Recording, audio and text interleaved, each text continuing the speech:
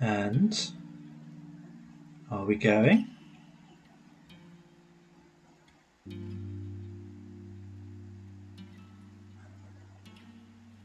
Are we going? Are we going? I hope we're going. Is it working? Please tell me it's working. And I think it's working. I'm watching live as well. Just trying to make sure it's not laggy. Which it probably will be. Hello, everyone, by the way.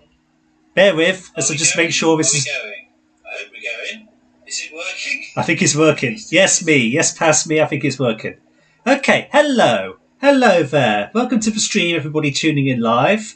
And belated welcome to anybody else tuning in long after the fact. This is, as the title says, a happy birthday, a happy premature birthday to Doctor Who.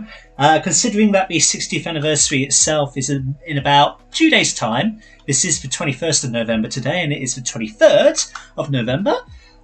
60 years tomorrow of JFK, let's not forget that.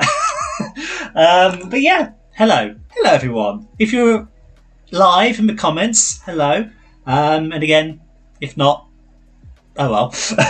Yes, so tonight, don't know how long we're going to go on for, but we have some things planned, or should I say I have some things planned.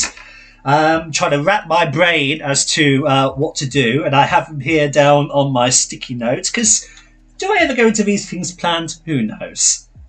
So, what we're going to be doing is revisiting a few old videos as interludes between little segments.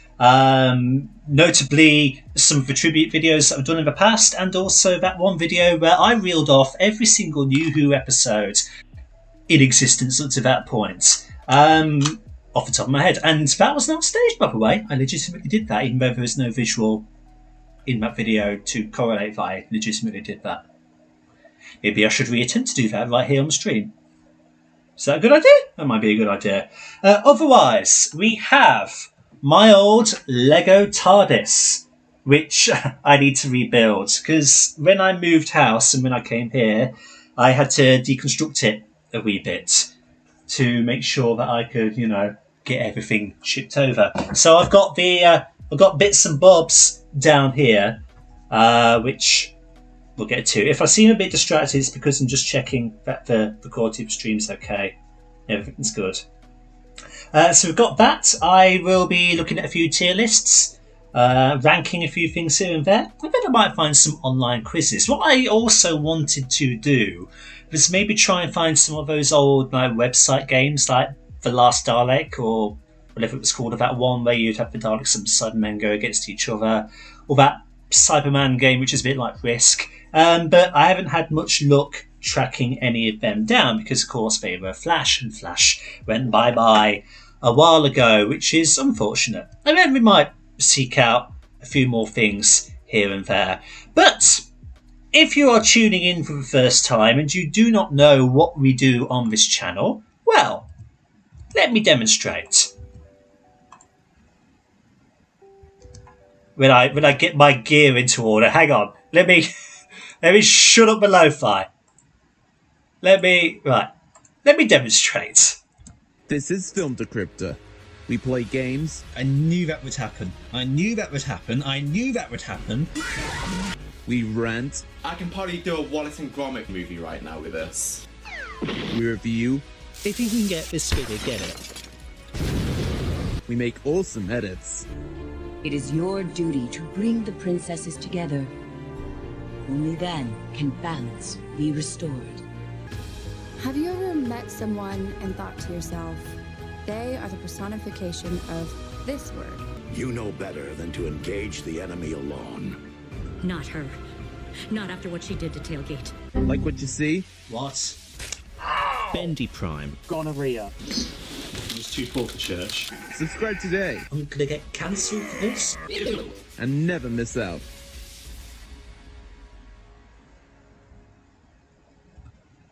Okay. So there you go. That's just a reminder of some of the stuff that we do on the channel, and I'm watching that back and that appears very laggy. Oh well, it's a live stream. I can't control how laggy things are. Never mind. Right, so without further ado, What is the first thing we shall do? Let's go and make a tier list, shall we? So, I found this one. This will be a good one to attempt to do that is not in a traditional video, because I do have coming up planned a video where I rank all of the new Who seasons, if you will, or series, or whatever you want to call them. And I thought about doing this as a video as well, but then I thought, considering how long that the new Who ranking is taking to make and how much of a pain in the arse it is, doing this bit in a live stream would be better. So I've got all of the Doctors that have had their adventures air on TV and or Big Finish in front of me. Canonical Doctors, mind you. I'm not including wibbly wobbly canon ones like the Unbound Doctor or Curse of Fatal Death Doctors or anything else.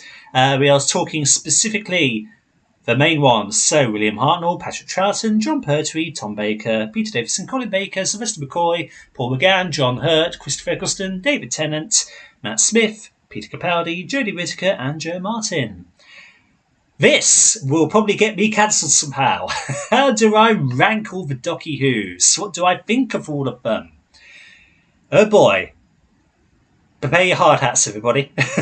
Because this might get me in trouble. I've got a sonic screwdriver here as well. Anyway, without stalling, William Hartnell, the first Doctor.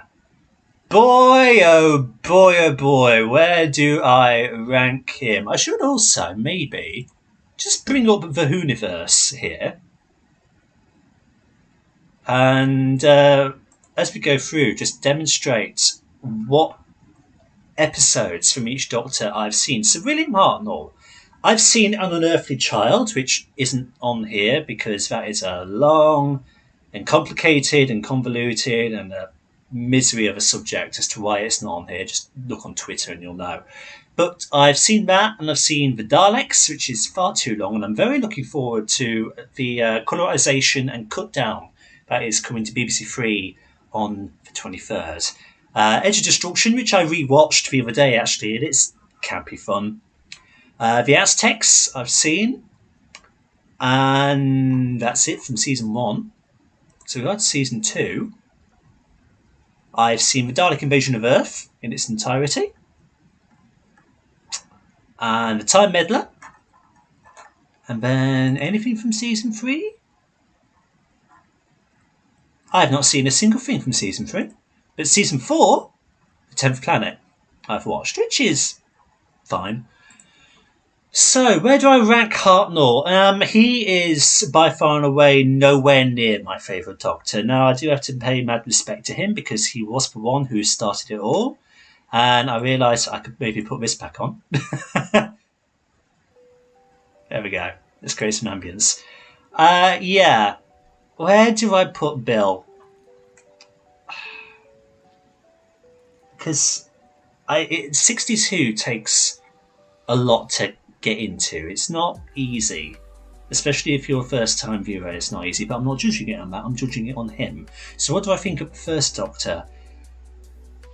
He's a bit cranky and he's a bit mischievous. I don't want to be harsh, but I'm kind of thinking near the bottom. That's so harsh. Okay, I'm preliminary putting him as C, but this may change. I want to say and stipulate there has never been a miscast. Each of them are great in their own way.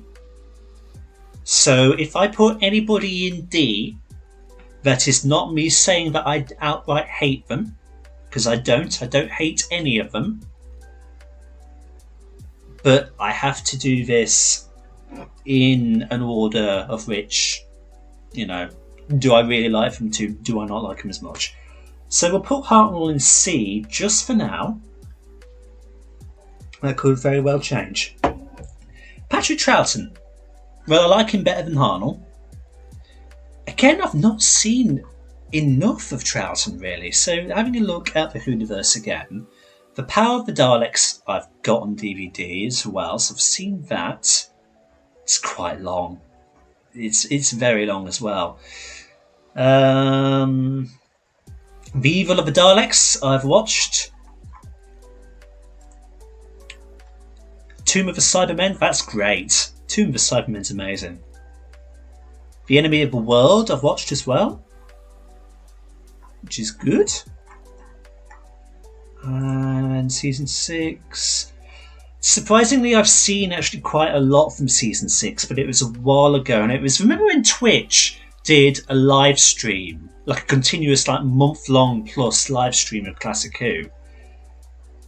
I saw a lot of stuff back then, so a lot of what's in season 6 I saw during that. The Dominators, the Mind Robber, the Invasion I've got on DVD, the Crotons.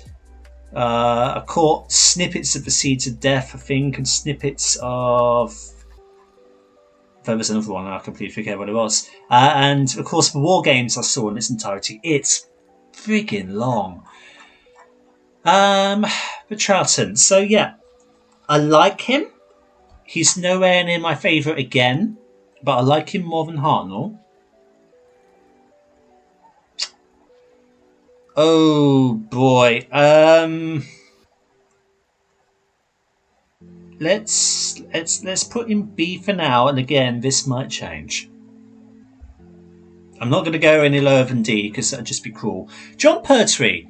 Pertwee is fun, isn't he? I love how technical he is and sense of authority he brings. I like Troughton and the way he is sometimes aloof and, you know, makes his enemies off guard. But that whole, like, forgive me for saying it, the whole like galactic hobo, cosmic hobo sort of thing, the more childish nature of him, I suppose, I don't really gravitate more towards, and hence I kind of prefer the authoritativeness, is that a word, of John Pertwee. Now, Pertwee, what have I seen of his? Spearhead from Space, I've seen. That's actually it from season 7. Season 8, Terror of the Autons. That's actually it from season 8. Season 9, Day of the Daleks, I've seen. That's it from that season. Oh, I'm doing well, aren't I? Just for season openers. Season 10, The Three Doctors. I feel like I've seen some of Planet of the Daleks at some point. And then 11. This is the one I've seen the most of. So, The Time Warrior, Death to the Daleks, and Planet of the Spiders I've seen. Pertwee's great. And I'm already thinking I'm going to have to reevaluate this ranking here. Okay, I'm putting Hartnell down D, Troughton C, because I'm going to put Pertwee as B. This still might change. Tom Baker. I mean, obviously S and A, because he is the original GOAT, isn't he? He's not my favourite, but he's up there. So, S or A? What would I say? Is that my maybe my 4th favourite? Possibly?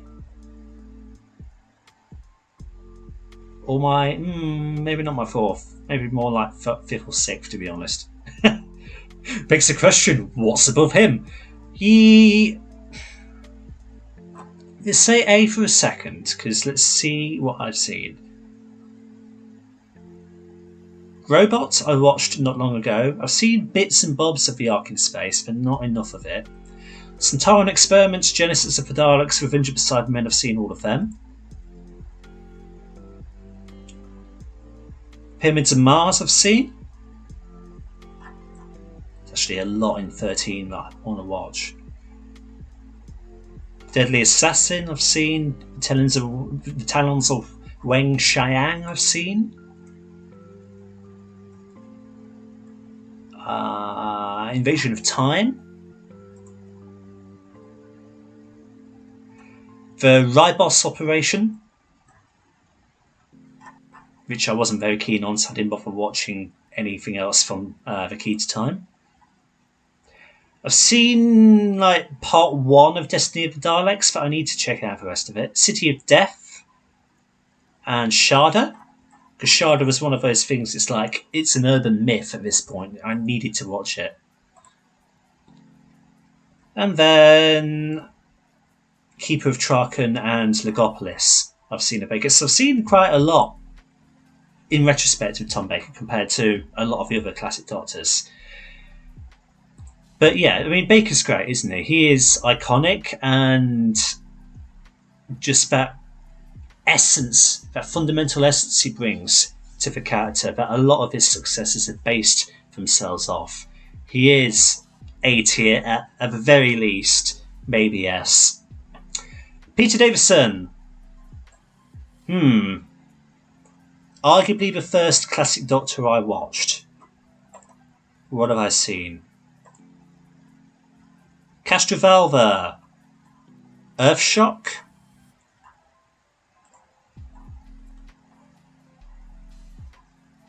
Nothing from season 20. Oh, actually, I watched like part 1 of Arc of Infinity before I dropped off it. The Five Doctors. The Awakening, which I watched not that long ago, because it's just a cheeky 2-parter, and I thought it would be digestible. Resurrection of the Daleks, Planet Fire, and The Case of Androzani I've all watched, and then Collins sneaking at the end there. I like Davison for what he is, but he's kind of like here for me. Because he's fine. He is like a vanilla Doctor. I'm sorry to anyone who really, really loves Davison, and if you do, fantastic, lovely. He's a Doctor that does no wrong. If you're watching a Davison episode, then you're in for a good time. Colin. You think I'm joking? Do you think I'm joking? No. No, sir. Not one bit. I'm not joking. Let me explain why. Let me ignore all of that. That's for Last of Us. Let me explain why Colin is S tier. This is the explanation. Big Finish. Oh my god! And I realise belatedly my webcam you cannot see. Hang on.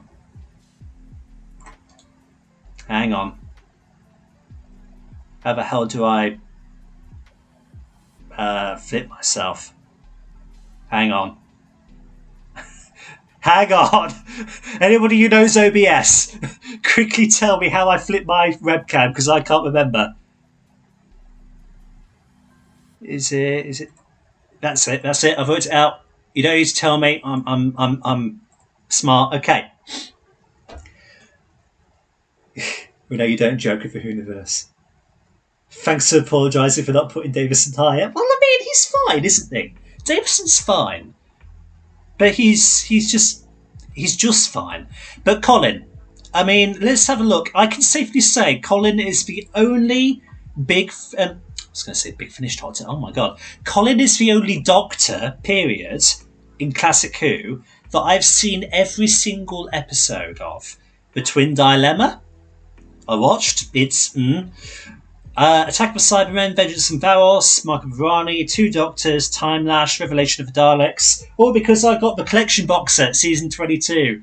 So, you know, I could do it. And Trial of a Time Lord, of course, with... I'm looking over at the DVDs and they're not telling me the names. The Mysterious Planet, Mind Warp, Terror of the Vervoids, and The Ultimate Foe. I love season 23, it's great. Especially Terror of the Vervoids. It's great. And Colin is sublime. Now, there's this idea that he's a very angry type of Doctor that is, you know, doesn't give the best performance. He's wonderful. He's not as antagonistic of a persona as you think he is. There are a few episodes where I'm like, I can see why people have the opinion that they do. But for the most part, you know, he's lovely. Twin Dilemma, yeah, that's a flawed story in its own right. But Attack of the Cybermen is great. Vengeance and Varos is great. Mark of Varani is great. The Two Doctors, I think, is one of his weaker ones. Time Lash is also, he's a bit of a douche in that. Revelation of the Daleks is great. It's been a hot minute since I watched Trial of a Time Lord, but I don't remember him being bad in The Mysterious Planet. There is a segment in Mind Warp where he is a bit of a douche, but I think that's because he's playing Syl and all of them at their own game. Turn of the Voids he's great in, and The Ultimate Foe, he's great in. And of course, Big Finish! He is sublime in all of this. If you really want to fall in love with the Sixth Doctor, listen to his audios, because he's one of the best ones. And for that reason, ladies and jelly beans, he is in S tier, and I will not hear a word against my colourful clown. I by no means listen to all of his Big Finish, because there's so much out there. But, and McCoy. Now, what have I watched of McCoy? Like part 1 or 2 of Time in Varani. I really need to go back and watch the rest of that, and I need to look at the rest of season 24. I need to watch a lot of McCoy, actually, because I've not seen enough. Remembrance of the Daleks I've seen, Silver Nemesis I've seen, Curse of Fenric and Survival. He doesn't have a lot, really, because the episode count, there was only 4 stories per season for him. So, McCoy, and of course I've got my fair share of Big Finish with him. It's not a lot though. I do need to listen more to him. I'm trying not to sneeze, hang on. Woo! Once upon a time I would have said McCoy was my favourite classic Doctor, but that's before I listened or watched a lot of the others' stuff. I have respect for him. He was one of my first classics. Like, Davison was my first with Earthshock and 5 Doctors. And then McCoy was arguably my second with Remembrance. And then Tom was my third. I think I've got to go B, though, considering all of the other Doctors on this list. Because I like him a lot. I love how dark he can be, how manipulative he can be. But for now, he's fair. Paul McGann.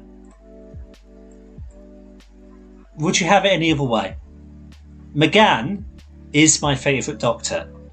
Why, I hear you ask? This is why. Once again, look at how much McGann Big Finish I have. It's disgusting. And it keeps on going. Well, okay, it ends there. That's where we get to Eccleston. But there's all of that. There is... I need to listen to this new stuff. I've got it downloaded. I just haven't got to it yet. There is everything that you can find on Spotify as well. McGann, I did a thing last year where I tried to listen and watch to every single bit of McGann material I could get my hands on. That didn't mean his entire Big Finish catalogue, but it meant everything that I could get for free and everything that I owned, more or less. I've got Doom Coalition also on CD, which isn't here. McGann's great. He's got such a buttery, smooth voice and a swagger and a passion. Oh my god, he's so good. And plus his TV, also, you've got the 1996 TV movie right there. You've got The Night of the Doctor, which is a phenomenal 8-minute minisode. And then he cameoed in Power of the Doctor as well. Yeah, they put it on iPlayer. It's on there, and that canonised Big Finish as well. Made me so happy. McGann, I cannot put into words how great he is. He is just simply amazing, and this is coming from someone who grew up with the David Tennant era, who holds Tennant in very high esteem. Sorry, mate, you got dethroned. You got dethroned by the GOAT here. McGann is fantastic. And his stories with Charlie are iconic. When you get to him and Lucy Miller, though, oh my god! The 8th Doctor Adventures, the 8 DAs, I adore that run so much. And if they ever give McGann that, spin-off show or whatever, and if they truly want to honour the expanded universe, get Sheridan Smith in there and give us some live action Nate and Lucy, because it doesn't need saying how good of a combination they are. And then you get into the box sets. You've got Dark Eyes, which I've got all on digital there. I've got Doom Coalition after that on physical CD. I've got part of Ravenous on CD and the rest of it on digital. And then you go into Stranded, which I've not actually listened to any of because it didn't entice me that much, the premise of it. And then you've got the Time War stuff, which is great. And Time War Victorious and all of that. And it just, it's the gift that keeps on giving. That's enough of me when Lucy just turns up in the TARDIS 10 out of 10. Have you, Luke, how much of the 8DAs have you listened to? I'm genuinely curious. How much of it have you? Because you've just made an interesting reference, sir. Oh, I'll wait for your comment on that.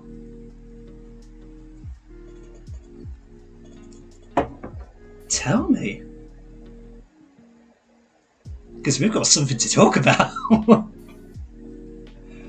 If you just that one, really? Oh, what was it going for, like a deal or for free on Big Finish website, or how have you come about listening to that?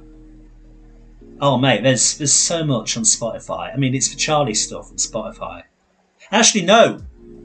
Saying that, you can also listen to the entire first series of the 8DAs on Spotify. The first season with Lucy, it's all on there for free. That's how I've listened to a lot of it. It's great. It's chef's kiss. So if you've got Spotify, seriously listen to as much of that as you can because it's all on there. It's great. Right, that's enough of me milking McGann. John Hurt. John Hurt A. And again, Big Finish. I'm referencing off camera because I've got all of his stuff on CD. You listen to him on Big Finish and you instantly realise what Class A acting and what Class A casting it was getting him on board. And in Day of the Doctor also, he's phenomenal. And, you know, his stuff is still alive, despite him not being. On Big Finish, what I'm meaning by that, when I get to the library, the War Doctor series is still ongoing with Jonathan Carley doing a pretty good impression of him, to be honest. I have my little nitpicks about continuity when it comes to this, but it's for Time War and everything can get scuppered. Mainly with Veclin. Veclin is my issue, her continued presence in this, because John Hurt's original War Doctor stuff had them meeting for the first time, and this was said before that. Anyway, I'm getting into a nerdy rant. War Doctor Begins aside, which is for me. It's fine. But the original War Doctor series on Big Finish is great. Hence why I rate him as high as I do. Because he's just great. That pain that he brings to his characterization of the Doctor is incredible. The gravitas that he has, the authority again. He didn't have as much time to flesh things out as anybody else, but, you know, he's so good. He's so good. It's just a pity that we didn't get more of him. Christopher Eccleston. Does it need saying? He's fantastic, of course he is. He only had one series on TV, and it was a series that I rate very, very highly. Maybe spoilers for a video that's coming out in a few days' time of the series ranking, but Series 1, I adore Series 1 so much. By the way, this mug, you wrote, hang on, this mug here that I'm sipping out of, it's a Doctor Who mug. Oh, Series 1, like, such great episodes in here. Rose, Another World and Quiet Dead. I like the Slovene two-parter. Dalek is legendary. The Long Games, Father's Day is one of my favourite episodes of all time. Enter Child, Doctor Dances. I love Boomtown. And Bad Wolf and Parting of the Ways, of course, they're iconic. And then, Big Finish. I've got every single Ninth Doctor Big Finish Every single one. How much money have I wasted? No, sorry, not wasted. Well spent on Christopher Eccleston. If Chris wasn't as good as he was, Mom, he would have just one season. Yes. Ravages is a very good, starting on point. Very well written by Nick Briggs. Respond to all calls. There's a couple of good ones in here, like Girl Deconstructed is really good. Fright Motif is great as well. Planet of the End I don't really vibe with too much, unfortunately. Lost Warriors, the hunting season, I've got to remember which one that is. I'm trying not to get that confused with that one down there. Hunting season's good fun. Curse of Lady Macbeth is fine. I only say it's fine though. It's not great, but it's fine. And of course, Monsters in Metropolis is amazing. You get to Old Friends. Fond Farewell is fine, and then Raven Boyman and the Fourth Generation is great. Station to Station in Back to Earth is great. The False Dimitri, no, that's a stinker. Auld Lang Syne is fantastic. Salvation 9 Into the Stars is great. Last of the Set to See, no, it's bad. Break the Ice is great.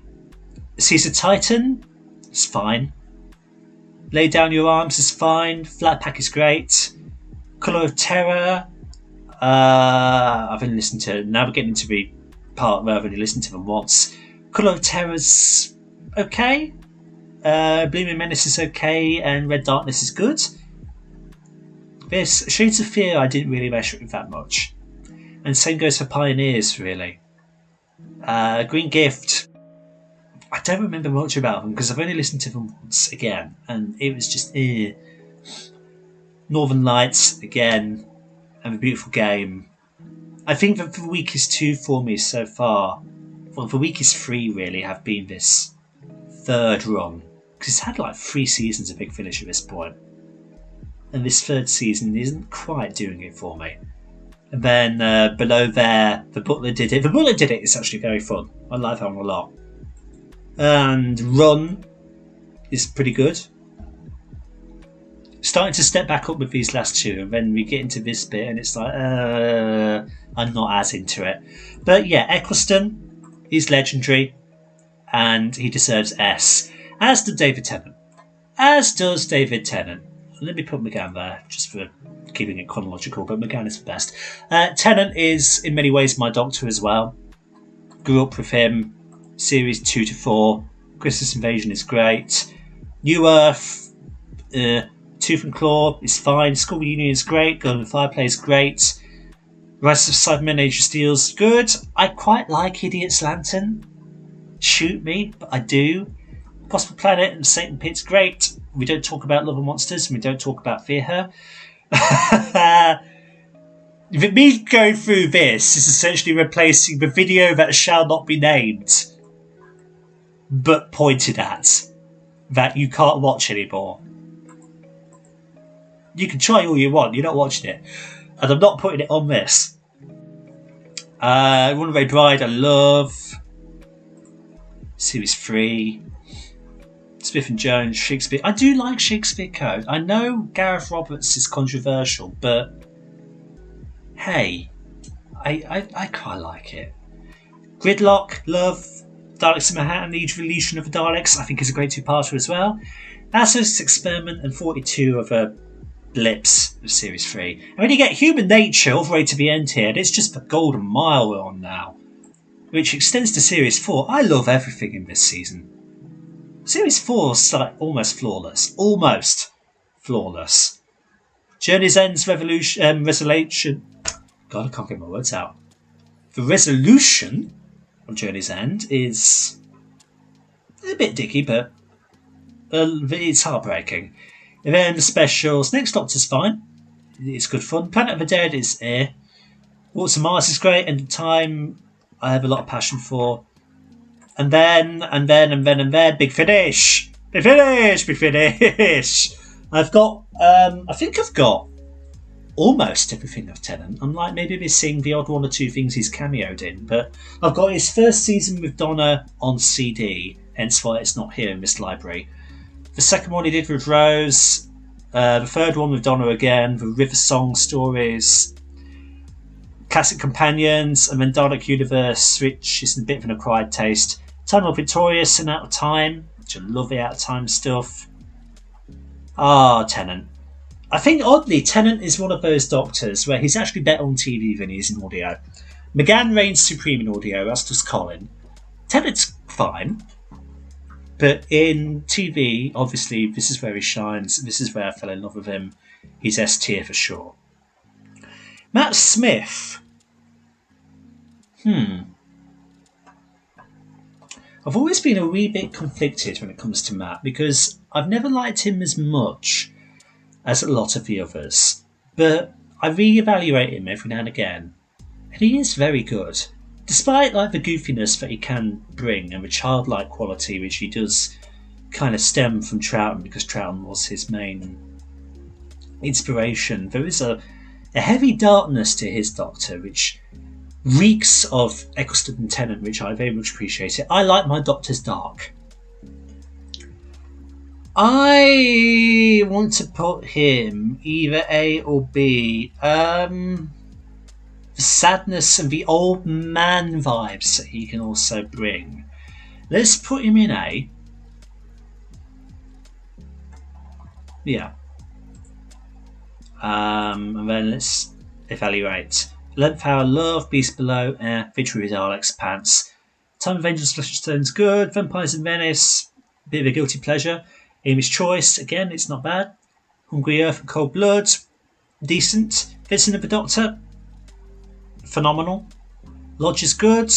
The Dark Opens is good. Big Bang, bit headachy, but yeah. Chris's Carol, no. Possible Astronaut and Day of the Moon, fine. Curse of Black Spot, no. Doctor's Wife, overrated. Rubber Flesh, Almost People, no. Good Man Goes to War, yes. Let's Kill Hitler, no. Night Terrors, forgettable. Girl Who Waited, phenomenal. God Complex, overrated. I don't like it. Closing Time, no. There's some good stuff in there, but Cybermen, no. Living with a Song, no. Doctor and Rhythm of the Wardrobe, no. There's a lot of no in Matt's era. A lot of stuff that I don't particularly like. Like Asylum of the Daleks and Dinosaurs in a Spaceship. Dark Mercy I like. Powers of Free, no. Angels Take Manhattan's fine. Snowman's great. Bells of St. John is great. Rings of Aquitaine's good. Cold War's fine. Hyde is good. Journey, no. Crimson Horror, no. Nightmare in Silver, no. Name of the Doctor is okay. Borderline good. Day of the Doctor, love it. Time of the Doctor's fine. Time of the Doctor, first half I don't like, second half is fine. Can't say Big Finish anymore, I've run out of Big Finish now. So yeah, Matt, I'll put A. Peter Capaldi. Matt Smith's season finales, part 1s are pretty much always better than part 2s. Yeah. But then Matt Smith only had one finale where it was part 1 and part 2, so you can only say that for series 5. Capaldi. Let me think about that for a second. I don't want to prematurely say A. I will probably be shot if I don't put him in A though. Because there's a lot of good about Capaldi. Again, his presence and his gravitas are phenomenal. He's just inconsistent. And that's mainly Series 9's fault. But Series 8...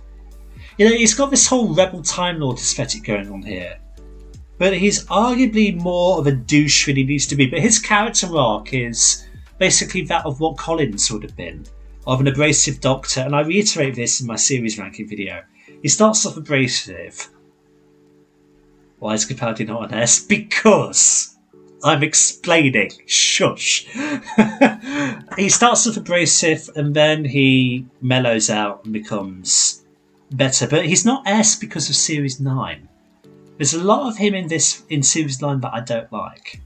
Because he becomes too much of that galactic hobo. He becomes too batty. I don't know, I'm trying to formulate words and not coming out right. Deep Breath, like. Into the Dalek, like. Quite a lot, actually. Robot Shearers is a guilty pleasure. Listen, fine. Time Heist, fine. Caretaker, again, fine. It's not brilliant, but Kill the Moon, no. Just no. Mummy, great. Flatline, great. In the Forest, no. Dark Water. You see, what you said about Matt Smith, Luke, applies a lot to Capaldi here. Especially with Series 8, because then I think about the rest of him and it's like, Series 9 wasn't really a two-parter, and Series 10, I love the finale. Dark Water's fine. Borderline good. Death in Heaven, I don't like particularly. Last Christmas, guilty pleasure. Oh yeah, there's a prologue, wasn't there, for that? Magician's Apprentice and Richard's Familiar, I don't like. Again, like you say, guitar on a tank. And the things it does with the Daleks and the lore and that, no. Just no. Under the Lake and Before the Flood, phenomenal. Love that two-parter. Girl Who Died, Woman Who Lived, they're fine. But Girl Who Died is another case of where Capaldi is just inconsistent. Where that Rebel Time Lord aesthetic is gone. And he's very childish and he's dressing all sloppily and I don't like that aesthetic. But then again, also in The Girl Who Died, he's very much sombre.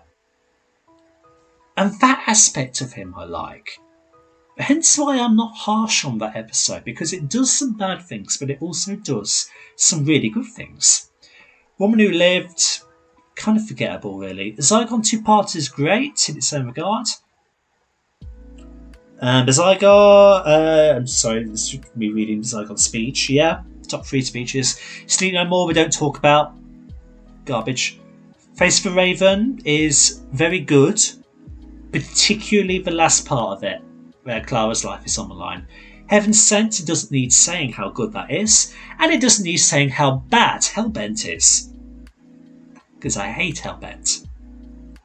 After the first 20 minutes. Husband of River Song, pretty good. I really enjoy especially the last part of that. And the Return of Dr. Mysterio, I don't remember much about it. He does a nice little speech in there, but then Series 10, which I adore Series 10 for many reasons. The pilot, great. Smile, fine. Thin Ice is great. Not Knock is good. Oxygen's great. Extremis is a bit confusing, but it's fine. Pyramid of the End of the World is kind of meh. Live the Land is also kind of meh, and with a bit of a crap resolution. Empress of Mars is a guilty pleasure. Eats Light is a bit forgettable. And then you've got the excellent two-parter, that is The Wood Enough and Time of the Doctor Falls, and then with a very lovely Christmas special in Twice Upon a Time. I feel like I'm in the minority which really loves Twice Upon a Time. I love that episode. So yeah, Capaldi, there's a lot to love. For when he's the Rebel Time Lord and when he's evened out in Series 10, when he's a lot more serious, A tier, so he's earned that. Jodie! Oh boy, I better choose my words carefully here and choose my placement carefully, or else I will be cancelled. I need something stronger than water. Oh boy, right. Am I going to rank the Master and Missy? I could do. If there's a tier list on here which includes his Big Finish incarnations, but I'll look for it. Because, again, I have opinions. Oh boy, right, Jodie. See, she does a lot wrong, but she does a lot right. And again, I like it when her Doctor is pushed. I like it when she's serious. I like how intense she can be. Her stories let her down. Her goofiness lets her down. When she's got like someone who can oppose her on an individual basis like the Master, she's great.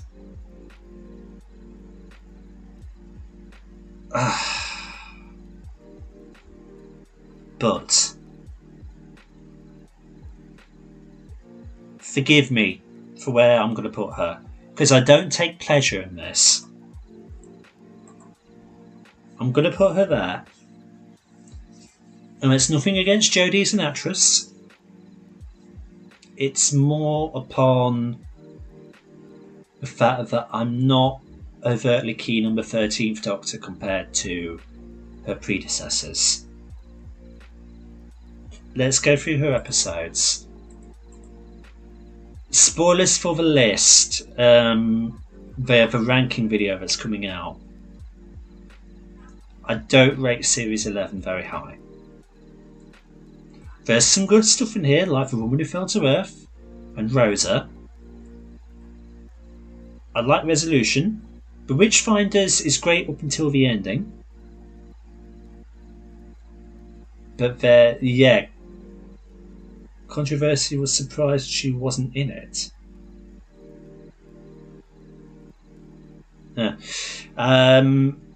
Ghost Monument doesn't work on its own without Woman Who Fell to Earth. Arachnids in the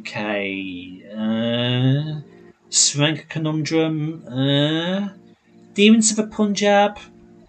I'm not as hot on it as many other people are. A lot of people really love Demons of the Punjab. I'm fine. Cool. It's fine to me. Kablam is again fine. It Takes You Away. I don't like it. The Battle of Ranskor of Kolos. Oh, okay. You were surprised she wasn't. Well, she's not in D because I don't hate the 13th Doctor. I don't hate her. I don't hate Hartnell. I don't hate any of them. And I don't think she's the weakest one. And Hartnell's only really in D because I've not seen enough of him to give him a fair chance. And there's a very nice symmetry to this chart I'm just seeing here. Like, if I were to put Jo Martin there, look how satisfying that is. I can't put her back. Just ignore that placement for Jo Martin a second. I'll come back to her. That's not my placement. That's not my placement. Hang on. I'll come back to her. I was doing that to make a point. Right, Series 12 is my favourite of Jodie's. Spyfall, really enjoy. Orphan 55, we don't talk about that. Nikola Tesla is good. Fugitive of the Jadoon is really good. Praxius, can you hear me? And then The Haunting of Villa Diodati is phenomenal. And I actually really do rate this Cyberman two-parter, Timeless Child bullshit aside. And Revolution of the Daleks is pretty fun as well. And as for Flux, Halloween Apocalypse doesn't hold up on its own. War for Sontarans is great, legitimately. Once Upon a Time is rubbish. Village of Angels is great. Survivors of the Flux and The Vanquishers are both rubbish as well. Eve of the Daleks, I really enjoy Eve of the Daleks. I really enjoy Eve of the Daleks. Legend of the Sea Devils, I think, is also not as bad as people say it is. I know the CG is shocking, and I know the editing is shocking. I don't disagree. But it's by far and away the least offensive thing in her roster.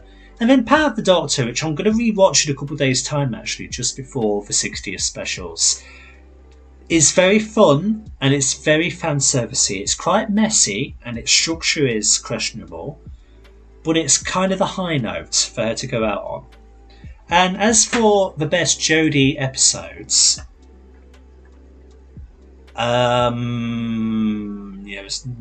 maybe Rosa is up there. Spyfall, Fugitive, Diodati, War for Sontarans, Village of the Angels. I would put Eve of the Daleks up there. I really like it. And Power of the Doctor. They're her best ones. The ones that plot matter, basically, especially in Series 12. And I reiterate this in the video that's coming up. With Series 12, if you watch Spyfall, Fugitive of the Jadoon, and then the Cyberman three-parter, you lose nothing. In fact, that's all you need to watch of Series 12. You can cut out everything else, and you lose nothing. Literally nothing.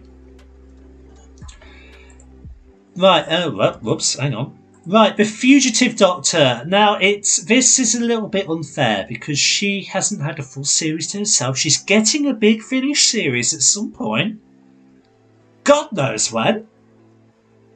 She's appeared in really 4 episodes, but not properly. Like, Fugitive of Jadoon is her proper episode, and then there's that stuff in Once Upon a Time. She brings a lot of gravitas and a lot of authority. But she's kind of one-dimensional because she's not had the opportunity to flex. She's had the opportunity to flux, but she hasn't spread her wings. I can't rate her high yet because we've just not had that stuff from her. And yes, she is getting a big finish. Look, but shush. They probably just haven't been able to say anything because of the 60th, and it would like overshadow it. I don't know. Who knows who's going to be in Wild Blue Yonder? Who knows? Because that's the one that we're all thinking cameos and still. Watch this space. We get to next week, and Wild Blue Yonder happens, and there's none of these people in it, and we're all so disappointed. Because Star Beast is this week. Ooh. Fugitive Doctor, I don't know. I may have to put her in C only because she's just not had the content. Now, if we're going on initial personality alone, B. But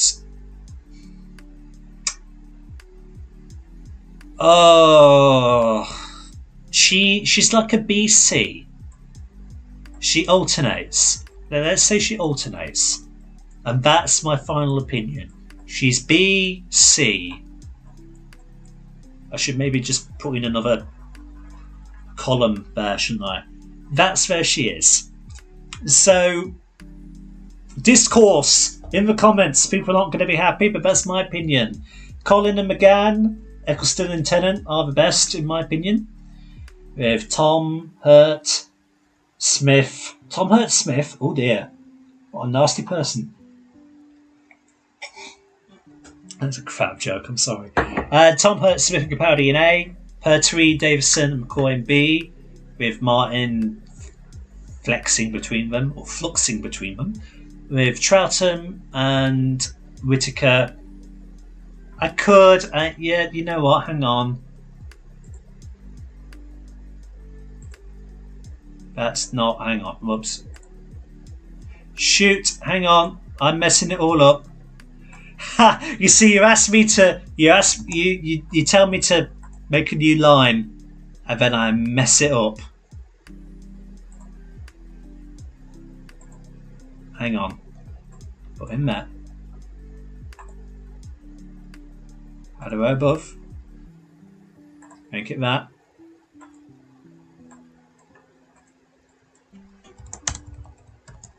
I can't decide.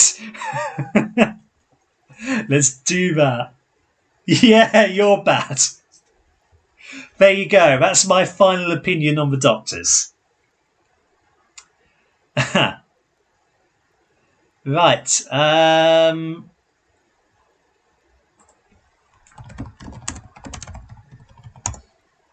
Let's see if we can find one on the master. That is live. I'll get copyright claims for the lo-fi music, by the way. I know that Lo-Fi Geek here says free to use, but I will get copyright claim for it. Absolutely, I have been for all the other ones. Is there one for the master? There's got to be one for the master.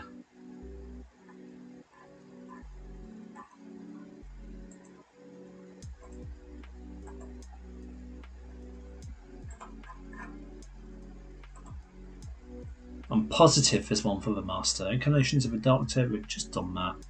8th Doctor Big Finish stories. Well, just out of curiosity, what does this even have on it? Oh my god!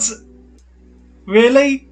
Oh my god! I mean, I could give it a stab, but I would be here for a very long time, and there is much on here which I haven't. I've listened to the great majority of this. Admittedly, the great majority I have listened to, but there's a lot I haven't. I daren't. I daren't do that.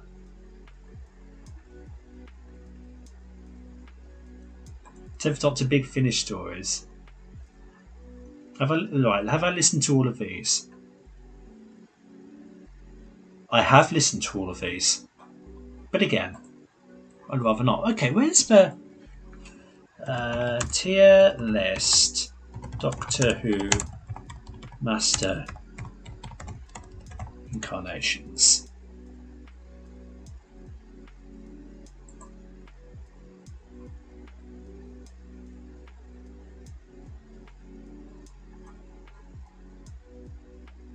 It includes Big Finish.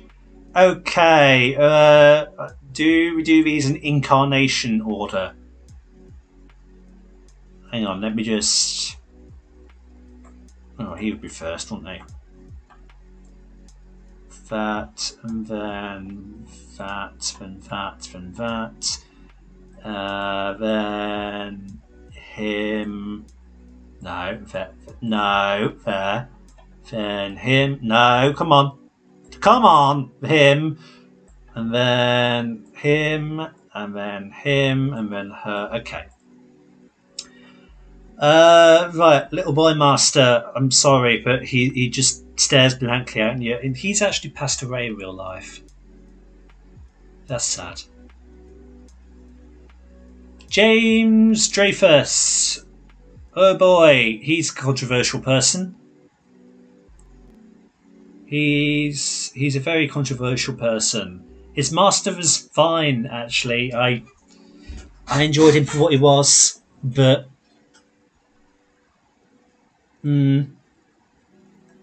I feel like I've got to rank him low to stay socially relevant. We'll put him there for now, even though I don't think he's fundamentally bad. Right, Roger Delgado. I've not seen enough of Roger Delgado. Hang on. In fact, I've seen very little of Roger Delgado as the Master. I recognise that a lot of people would rank him very high.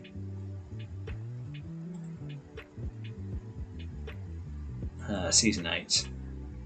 Like Terror of the Autons, he is great. But he's in all of this season here, and I've only seen Terror of the Autons.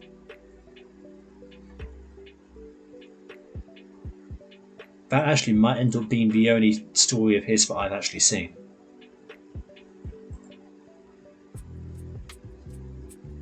Frontier in Space was his last one.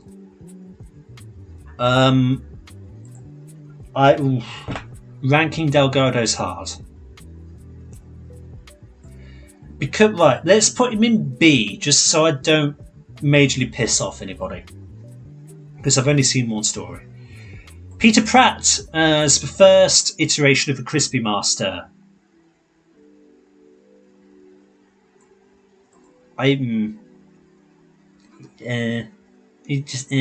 Deadly Assassin's a great story, but Jeffrey Beavers, on the other hand, as the other Crispy Master. Let's put him in A. Now, he only appeared in one TV serial, which was The Keeper of Traken, but he is primarily Big Finish, and I've listened to a decent amount of his, and he does bring many layers to the Master, which are deeply appreciated. So let's say A. The Tremas Master, which is Anthony Ainley. I've seen a fair amount of his, actually.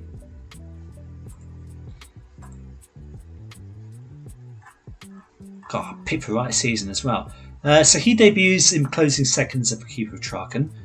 Logopolis is his first. Castrovalva is his second. I've not seen Time Flight. Spoilers, he's in Time Flight. I've not seen The King's Demons. Spoilers, is in that as well. The Five Doctors is in, which he's great in. I've seen him in Planet Fire. He's just there. Planet Fire. Obviously, I've seen him in Mark of Varani. Again, he's even more just there in that. And even more so in Trial of a Time Lord. He turns up in like The Ultimate Foe, and yeah. And then skip it to season 26 and survival. He's pretty good in there as well. So he's the classic master I've seen the most of. He's quite one-dimensional though. I think I might have to put him in B, because the Crispy Master has more going on. He's more complex psychologically. And technically the Tree Mask Master is the same incarnation. The Bruce Master, Eric Roberts, the TV movie, and he's done a few Big Finish, including his own seasons of Master Stories. He is fundamentally weaker than a lot of the other people on this list. But there's a level of campness which I actually do like, and he's actually really good in a TV movie, despite the whole dress for the occasion thing.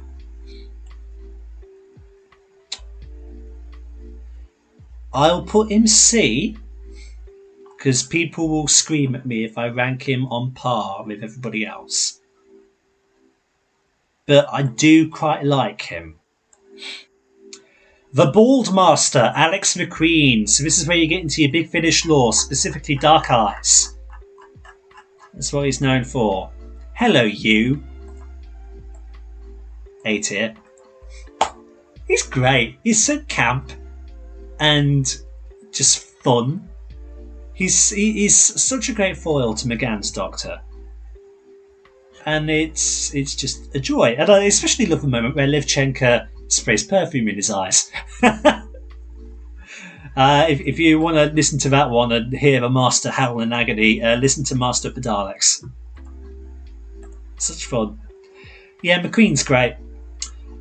The War Master, Derek Jacobi.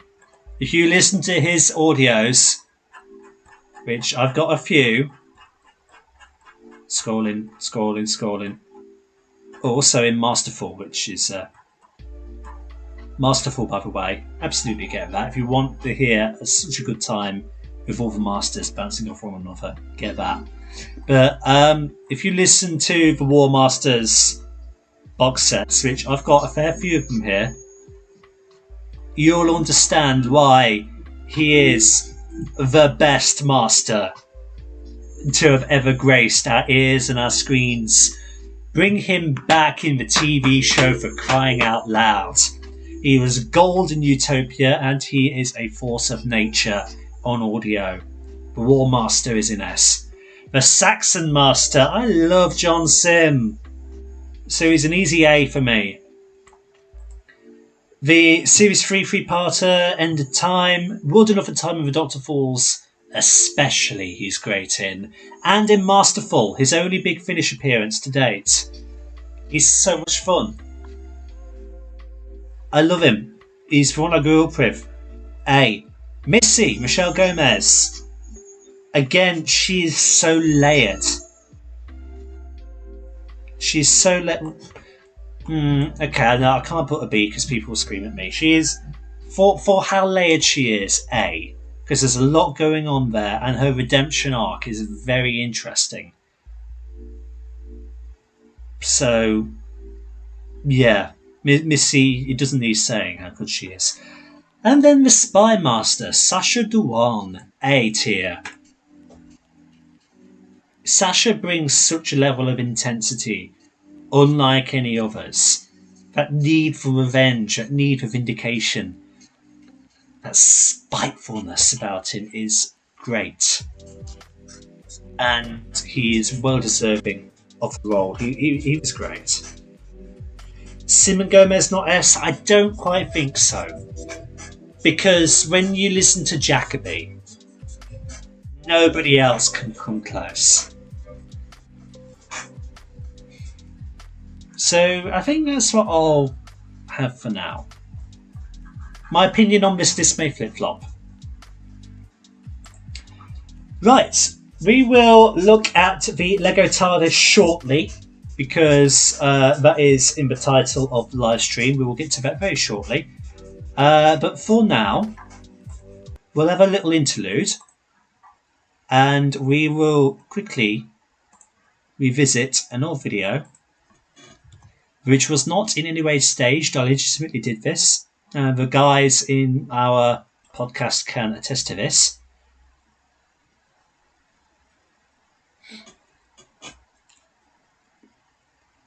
Who wants to do it?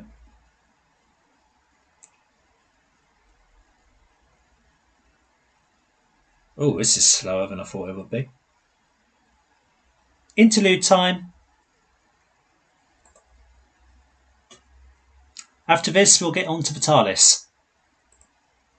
Once upon a time, I could name every single New Who episode back to back. I want to see if I can still put that to the test. If you bring up a list, your ends, of all the New Who episodes, I want to see how far I can go. Starting with Eccleston.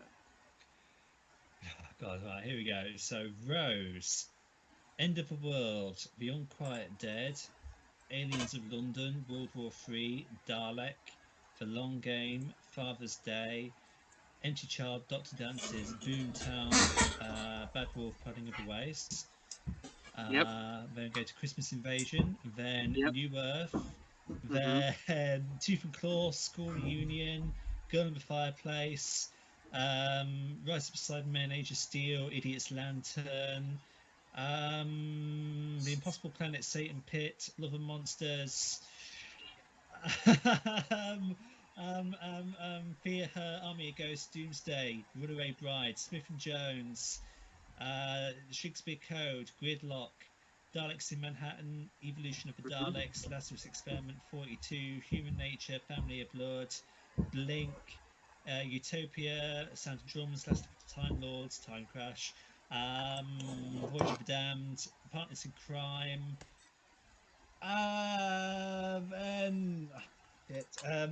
Fires of Pompeii, Planet Feud, Centauran Stratagem, Poison Sky, Doctor's Daughter, Unicorn of the Wasp, Silence of the Library, Forest of the Dead, Midnight, Turn Left, Stolen Earth, Journey's End, Next Doctor, Planet of the Dead, Waters of Mars, End of Time Parts 1 and 2, 11th Hour, Beast Below, Victory of the Daleks, Time of Angels, Flesh and Stone, Vampires of Venice, Amy's Choice, Hungry Earth, Cold Blood, Vincent and the Doctor, The Lodger, Pandora opens Big Bang.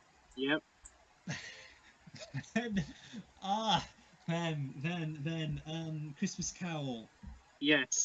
Then it's Impossible Astronaut, Day of the Moon, Curse of the Black Spot, Doctor's Wife. Then it's that stupid Ganger two-parter. Oh, this is where I'm going to struggle. Rebel Flesh. Is that next? Then, that's the Rebel Flesh. What's the second part of that? Be Almost People. So if you're not quite a thing, what are you? Be Almost People. There you go. Birdman Goes to War. Let's Kill Hitler.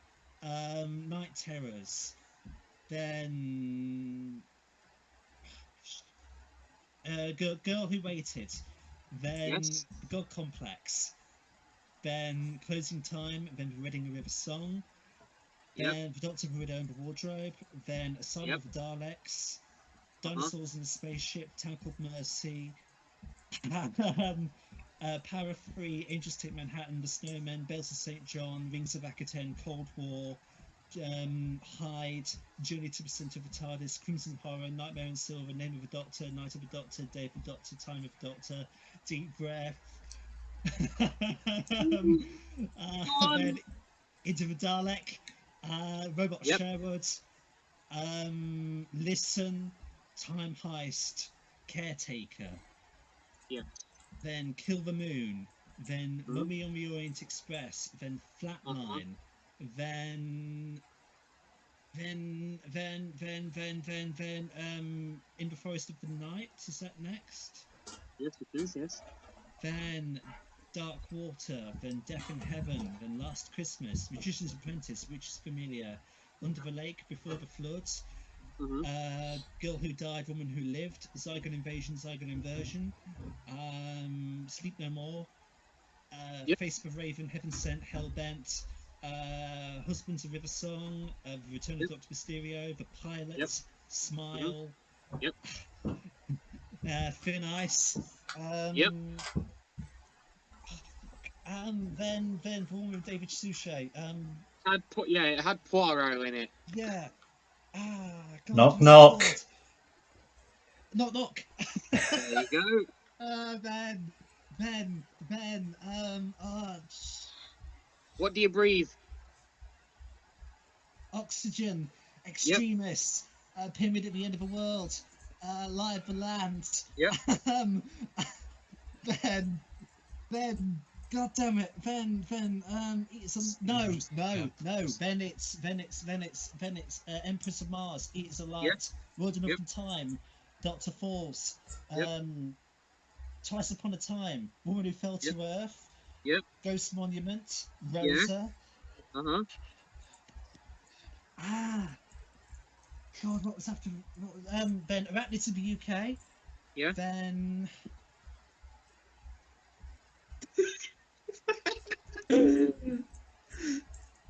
The one with the pating. Sri Lanka Conundrum. Yep. Then. I like the episodic order of Series 11 confuses me. Is it the Amazon one next? No, you've referred to this next one as a knockoff of Father's Day. Oh, Demons of the Punjab. Yes. Then is it the Amazon one? Yes. So that would be. The title is fairly onomatopoeic, so it kind of sounds like a Batman punch from the 60s. Honestly, I think you've done remarkable so far in that You've done very well. And how many gigabytes of memory that you've wasted in your brain to this topic. What is it? Sort of like clue like Anthony how gives. An explosion would be written as a word. Kablam. Yeah. That's it. Then the Witchfinders. Yes, it is. Then is it? It takes you away. It is, yeah. Then the Battle of Ranskoor Thalos. Yeah. Then Resolution. It is, yeah. Spyfall Parts 1 and 2. Uh-huh. Then then it's a really shit one, all from 55. It is, yeah. Then Nikola Tesla's Night of Terror. Yep. Then Fugitive of a Jadoon. Yes. Then Praxius. Yep. Then Can You Hear Me? Yep. Then the Haunting of Villa Diodati. Which we just talked about, yep. Ascension of the Cybermen. Yep. Timeless Children. Indeed. Revolution of the Daleks. There you go. And then onto Flux we have the Halloween Apocalypse. You do indeed.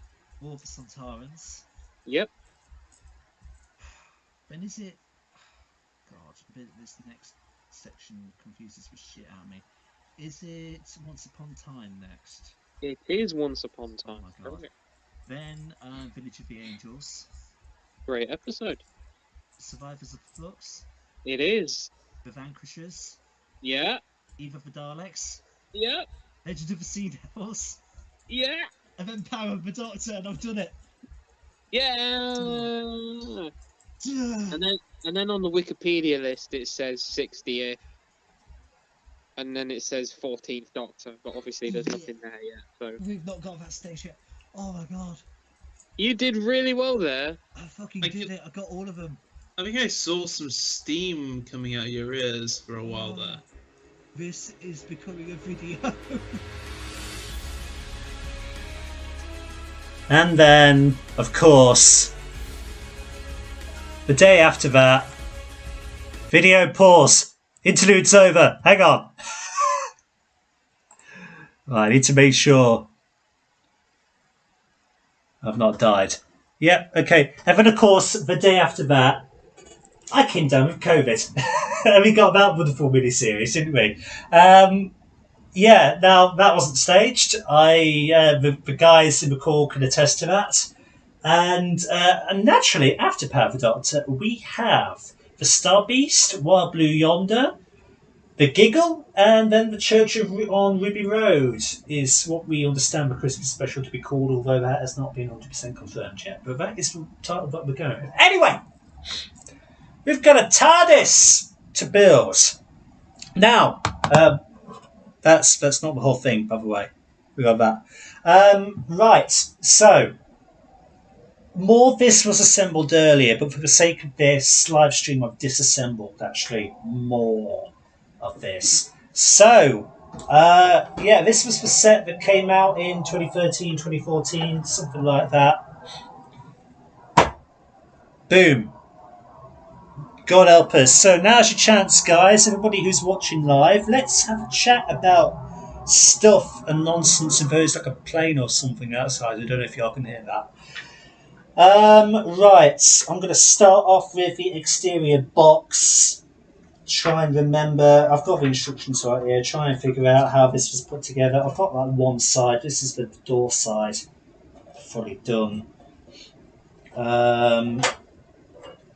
What's that? That's the floor. I've still got chat open next to me so I can see everything that you may or may not be writing. Right. What are bits actually missing from that? Because the instructions say that these bits are like yellow. I don't see no yellow bits anywhere here. I do have some spare bits and bobs in the box, which I'm just rattling around off camera. Oh, because there's more stuff here that I've not actually taken out. That might explain it, possibly.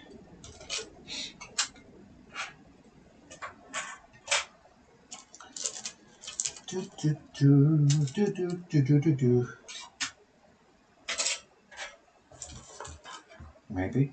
No, I don't see those bits anyway. That's concerning. Oh well, let's try and just make this up without them. I don't think anything's dropped on the floor. Right.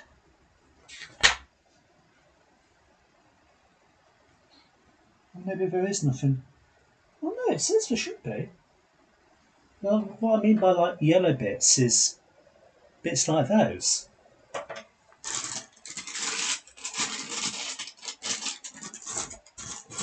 That's odd.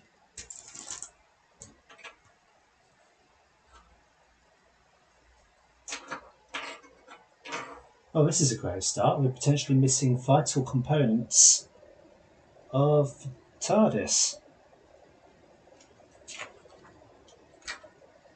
Huh.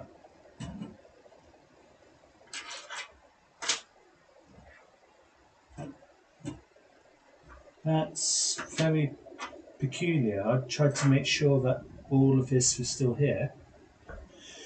Oh, this is confusing me. Where do I begin? Where do I begin? I swear to God, there's a lot that may actually be missing. Oh, and then, oh no, I'm just dumb. Because it's that bit. All of that's already together, it's just that. Right.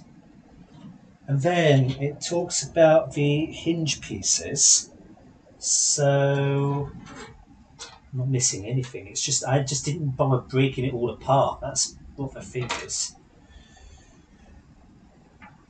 When you can't find that one bit. Oh yeah, no, tell me about it. I know that. I should have broken this up more. I should absolutely have broken this up more. Just trying to figure out what then becomes what. I may need to break this up more. Just to get my bearings. Okay, the instructions are talking about what that bit is going to become. So, let's talk about that.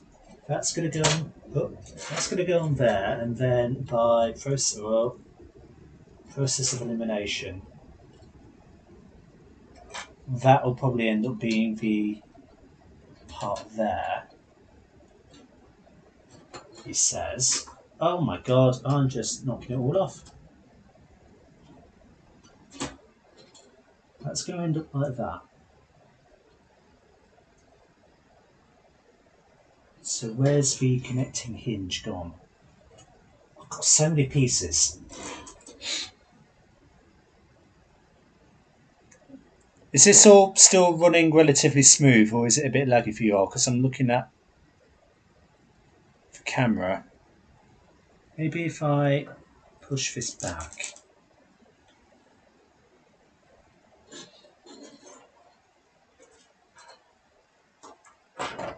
Things will hopefully smooth up a bit.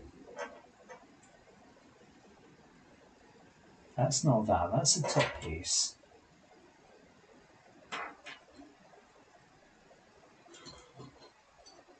What does that even connect to? That's it. Okay, that's a hinge. Got that.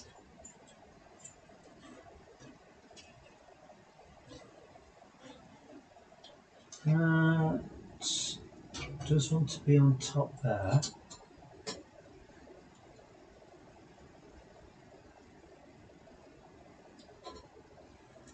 That wants to be on that. And then that wants to be there. And then this, we just rip off that bit, then we can actually see what we're doing. This bit.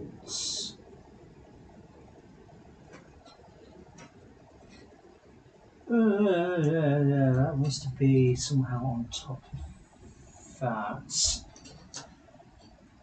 Turn it off.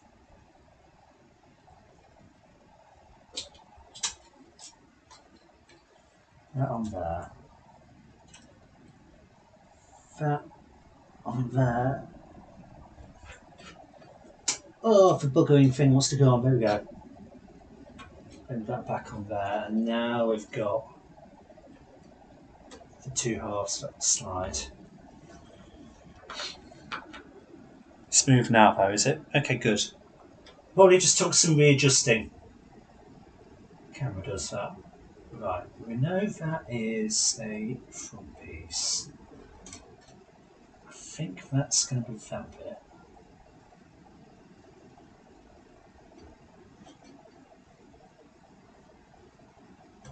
Oh, wait a minute, I might have constructed this wrong yet. What's that? That's...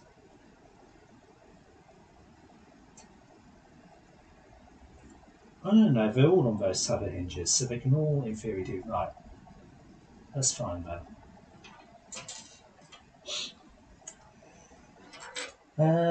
We want Gordon Bennett, that's a couple of windows.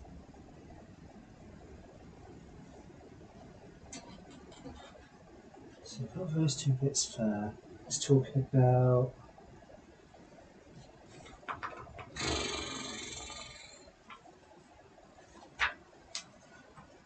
that. Just trying to see how far ahead in the instructions I need to skip. Probably done all of that bit.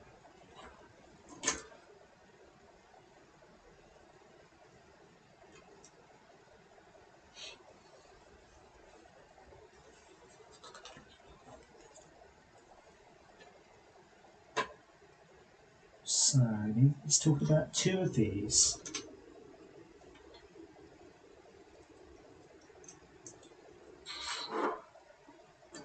Oops.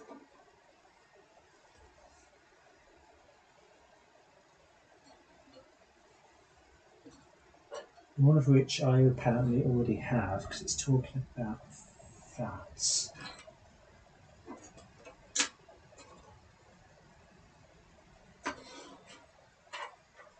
I should have just deconstructed this from the ground up. I'm making it very hard for myself.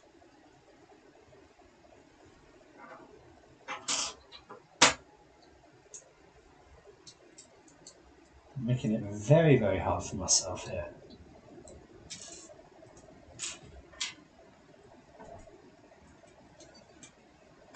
Well, okay. That's not good. That's not good. Let's put that in there.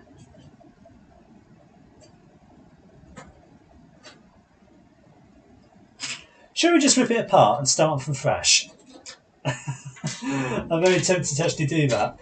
And then we'll actually see what we're doing and I won't be just going around like a mindless idiot. Let's go from fresh. Let's go from fresh. Let's completely go from fresh.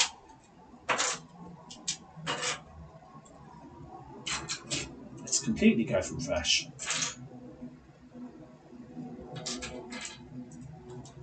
More or less. Because I'm bad at following directions, apparently.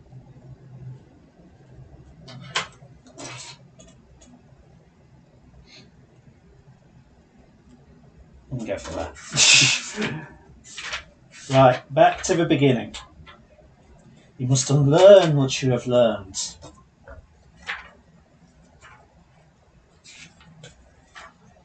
Okay. Start with our base. That's the base. We can at least begin here. I need, according to this, something. I need 2 thin blue bits. Oh, crikey.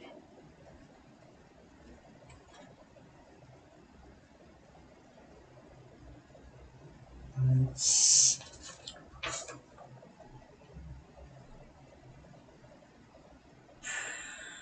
Not that. Aye. I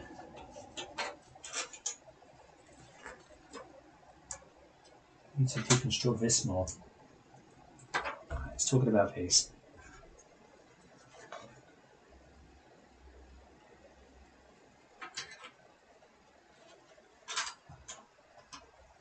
That on there and then that on there. Okay.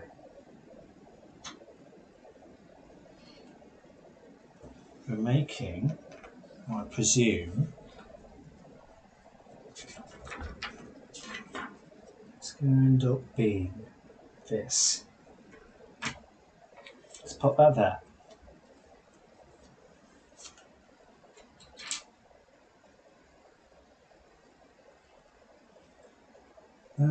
Then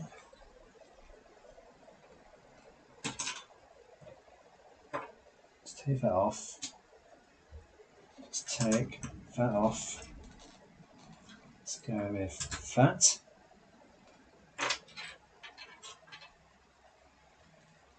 And then let's go with that.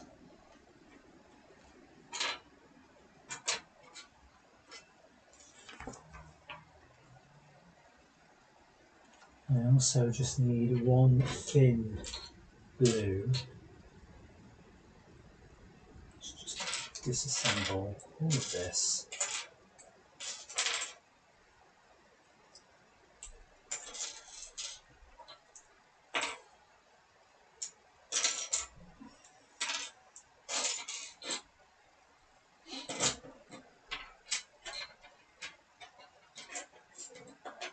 I need something. Basically after something that is like that, but 3 holes across. Not like that. Well, I thought this would be easier. In my head, this was an easier task. After that, that's the thing I'm after. Except it's not what I'm after at all, because that's not nearly long enough. It's that I'm after. Okay. And then we've gone past that stage, so we're at this. Basically, we've made what will be like the bottom with the parts of the TARDIS that open up. So, where's the part of the St. John ambulance logo gone? The doors, right. That it's talking about, and we put them on there. Then I need a simple Hujmaflig, because that's a technical term, a Hujmaflig.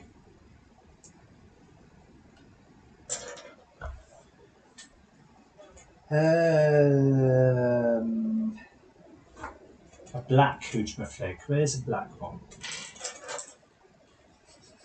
This is painful, I know, I'm sorry.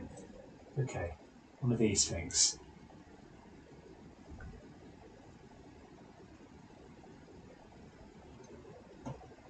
That's going to go there. And then that's going to go there. Okay. That's actually allowed me to skip quite a way ahead. I need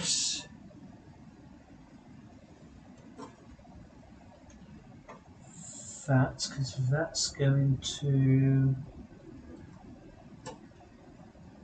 rest on there. Oh, come on, you know you want to go on.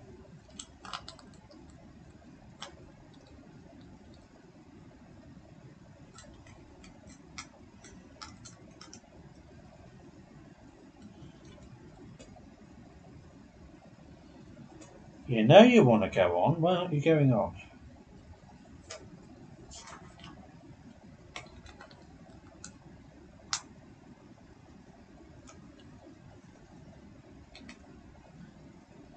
I may have just knocked the TARDIS light off. Such fun. There you go.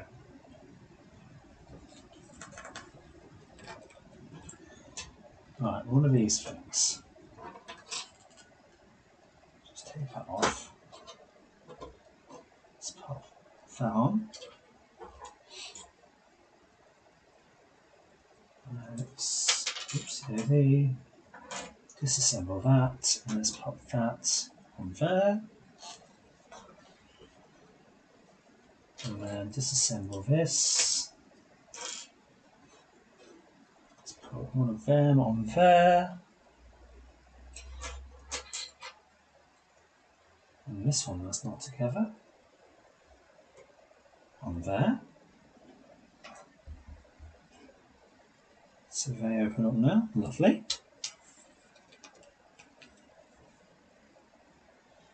Then what's it saying? I need two of those hinge pieces. And they need to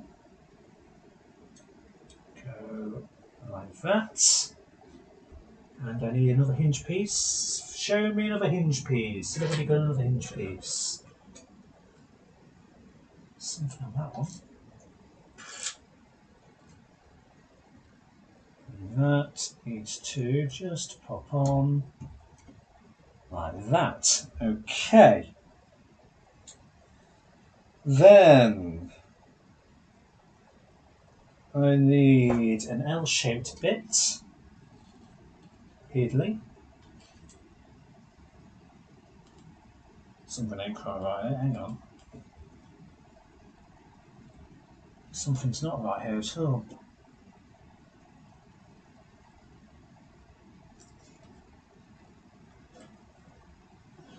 That's... Huh. Well, according to the instructions, this isn't right. Specifically, this top bit here isn't right.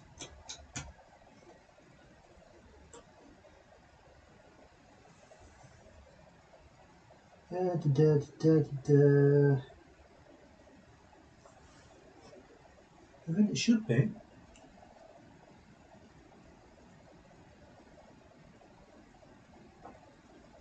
That's that.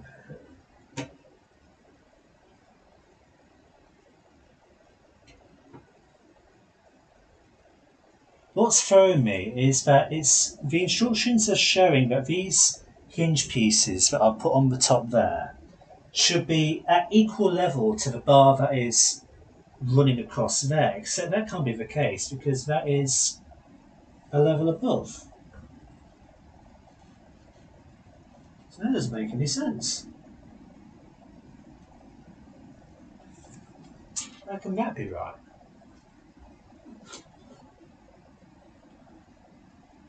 That can't be right.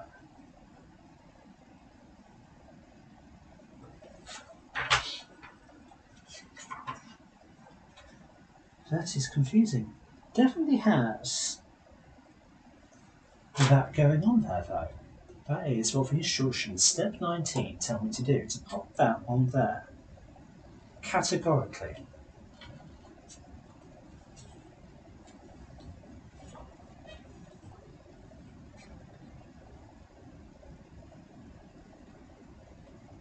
That is super confusing.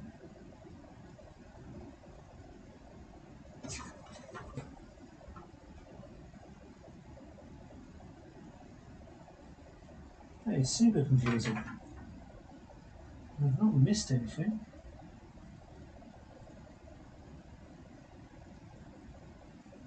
Unless I've got something at the wrong level.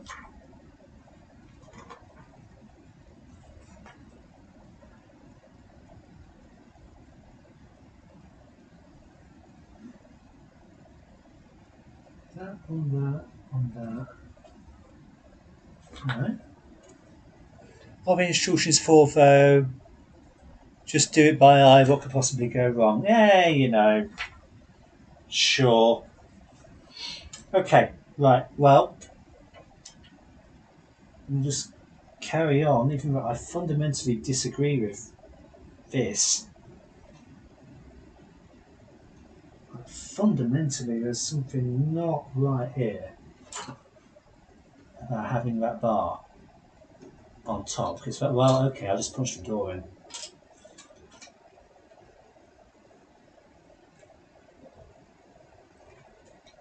Something fundamentally wrong about that.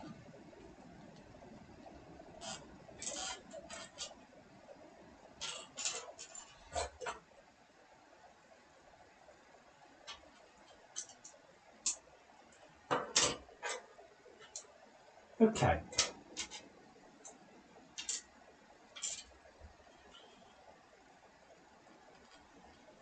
Let's pop that there.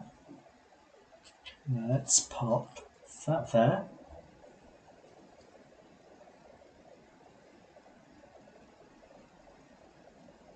And then move those bits on there.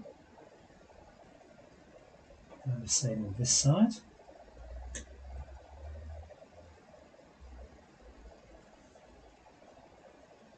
It's saying one of the black boxes.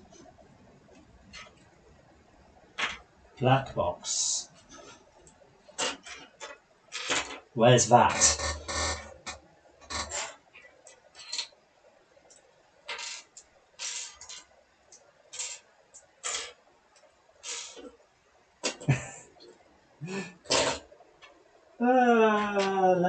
Lego, you pissed me off, Lego.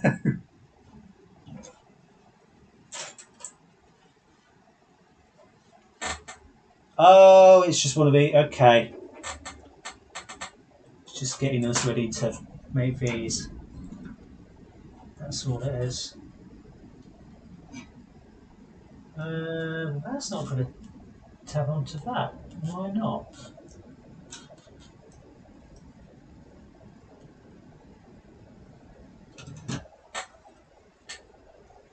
Interesting.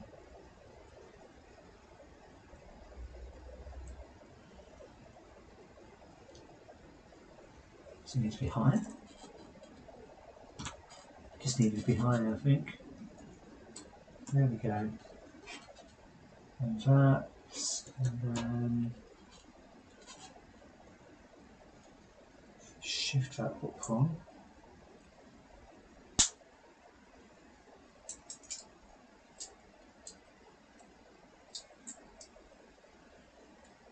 The primary reason why I'm doing this on a live stream is just to test out what it would be like putting together the otoscope. Not the otoscope, the big like film projector thing on a live stream, seeing if it's even feasible. I would hope so.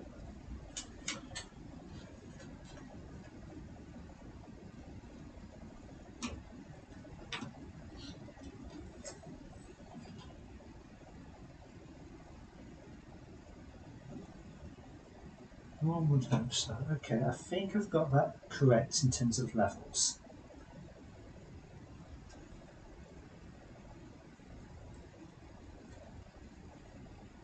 He says. That's a window, that's that. That's a window, and that's one of them. We're getting there. That's another one of them. And that wants to be on there. That's one of them. And that wants to be on there. Okay.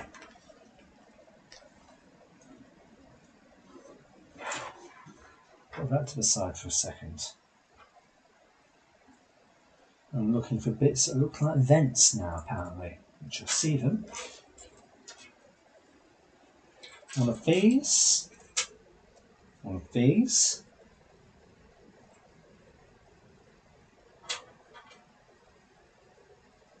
Thin grey bits.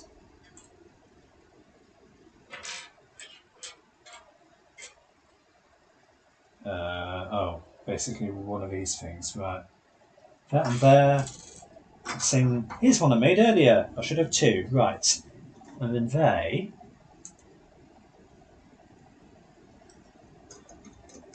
feed into there, by the looks of it. That must fall out. That feeds into there.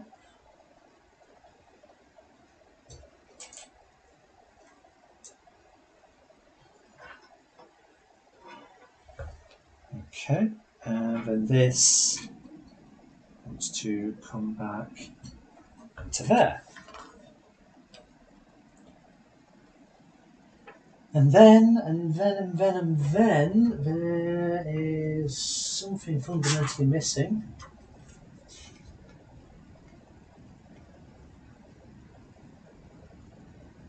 Something fundamentally missing. Are these? You see, yeah, there's something not right here because that should be on the same level as the rest of that, and yet it's not.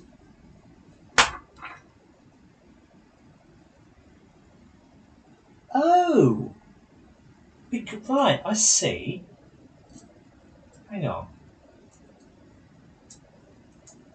Take that off. Let's put that on down there. And then I understand why it's not making sense, because that wants to be on there. Let's plonk that back on there.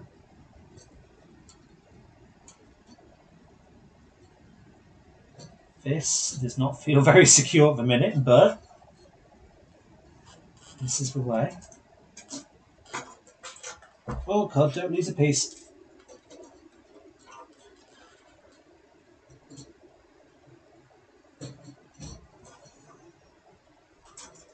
Now, where's your structural instability? There. And then, I'll come to that like that. There we go, that's better. Then, I need another of that 3-piece. There's a 3-piece. Where'd it go?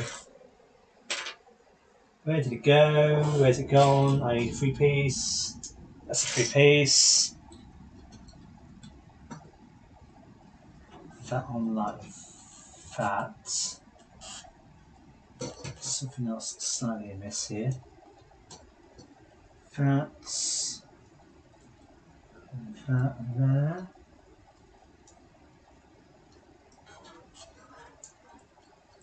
Okay.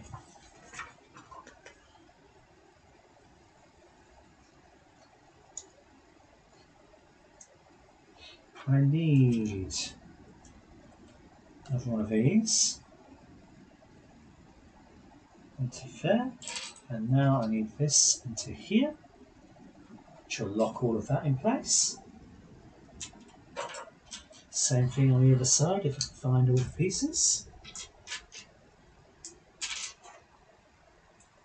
Just disconnect a load of other stuff. There we go. So.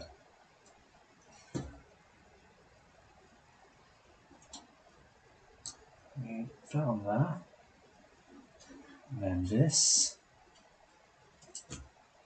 on here.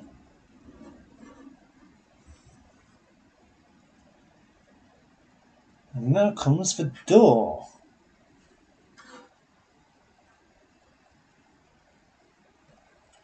Which just wants to apparently sit on that.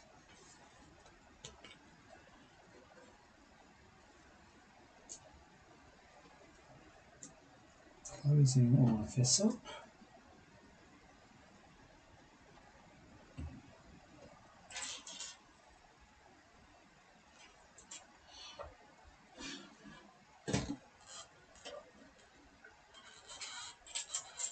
Padum, padum.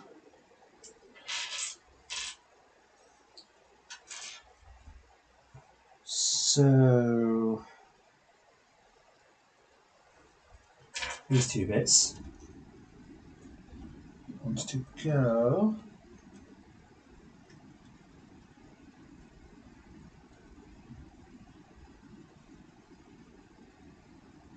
really like that. Seems a bit silly. There should be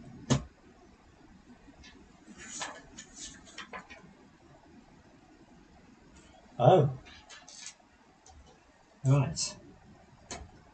Single stud bit there, and well, they're not studs, but you know what I mean.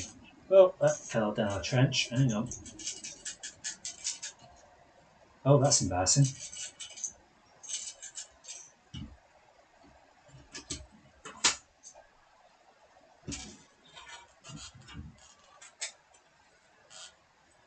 Okay, that threw me back a step. Get back in there. Close the doors. And then that wants to go in there.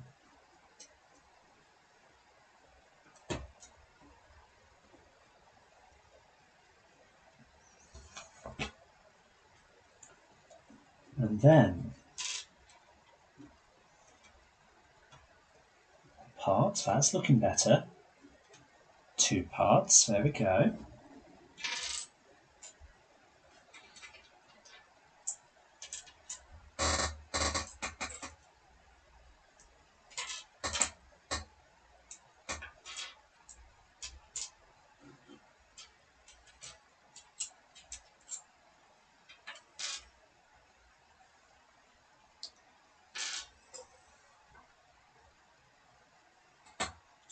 Except what are we making here?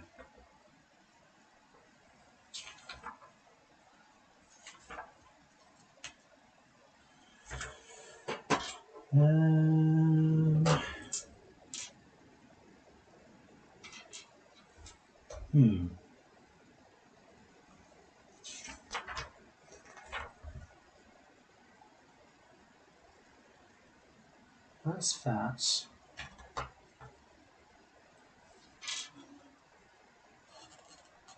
I need that bit, and I need that bit. Is this thrilling content for you all? As I just get absolutely confuddled with how to make a TARDIS. That there, that there,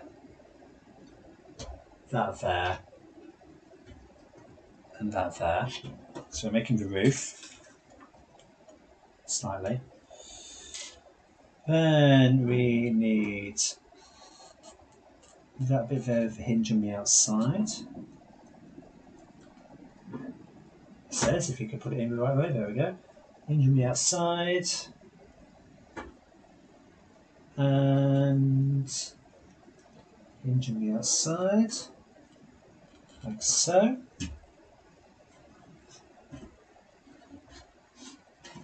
That's the door.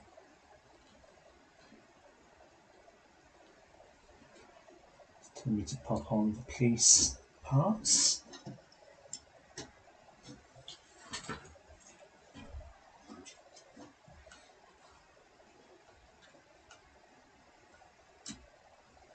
That and that.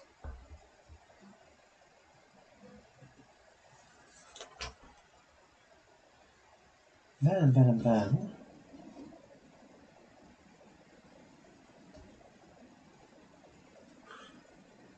Ugh, there put these on, haven't I? Or have I? No, they just want to be rotated up like that.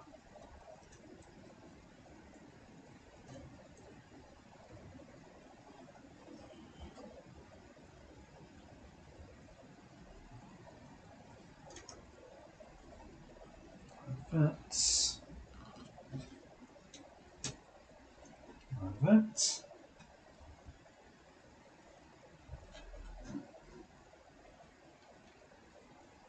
I think.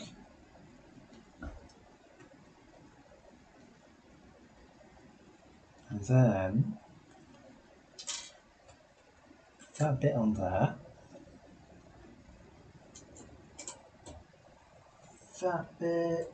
No. Yes. No. Yes. It's going to be that. It's behaving like it. Oh, it does go on.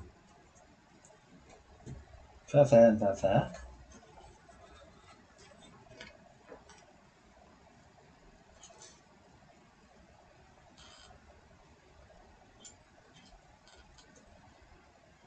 That on there.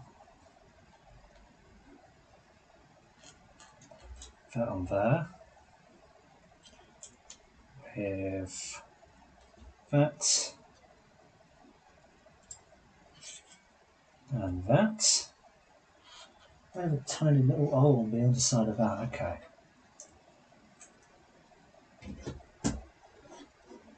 That on there. We're getting there. That on there. Finish it off with the same thing on this side.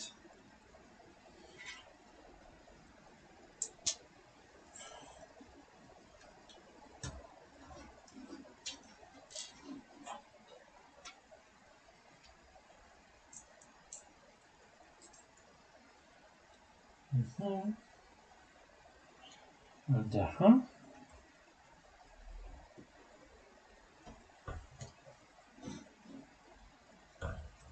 Then what? Flip both of them down. Oh, that's not. Maybe I've just got these in the wrong positions. Apparently so.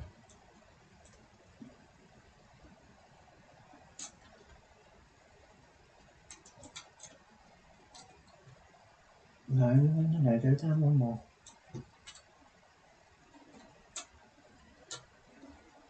That one did it, so why are you not doing it? Come on.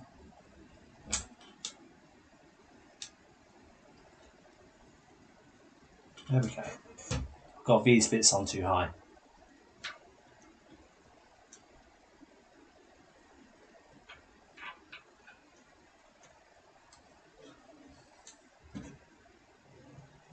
That's not correct, is it?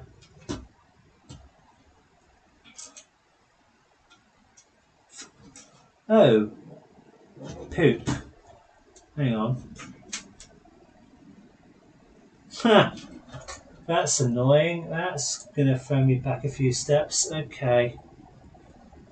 I realise an error I've made. I've made an error. Lovely. We love that.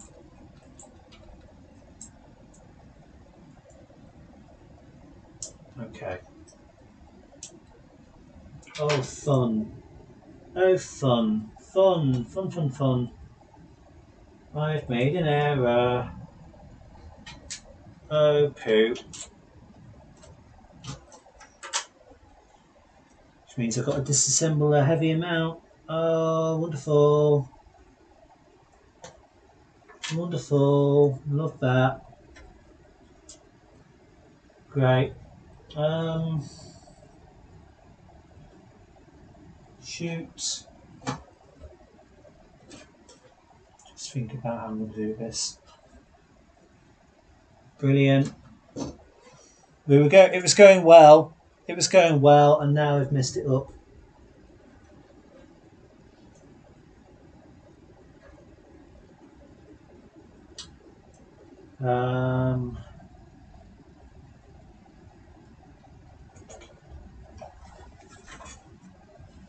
Okay. I suppose things weren't sitting correctly.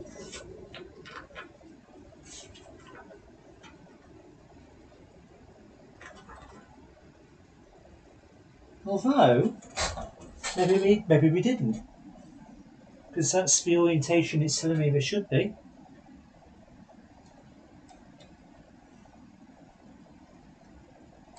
When that doesn't exactly work. Oh, I don't know, I'm confused at that now. That really has confused me.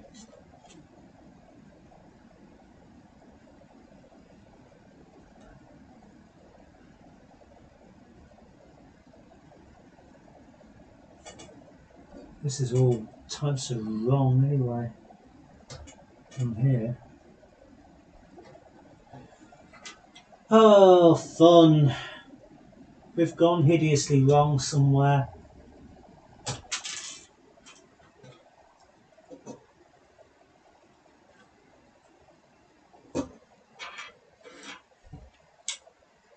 Bugger.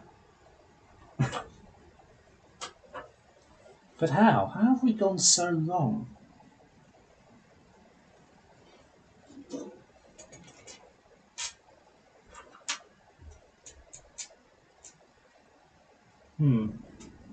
Well, you know what? I think I might work this out in my own time, because honestly, this is taking a long ass time to get my head around, and there's more stuff I want to do in this stream. So, okay, we might abandon the TARDIS, and I'll come back to it when I've figured it out. We'll have another interlude.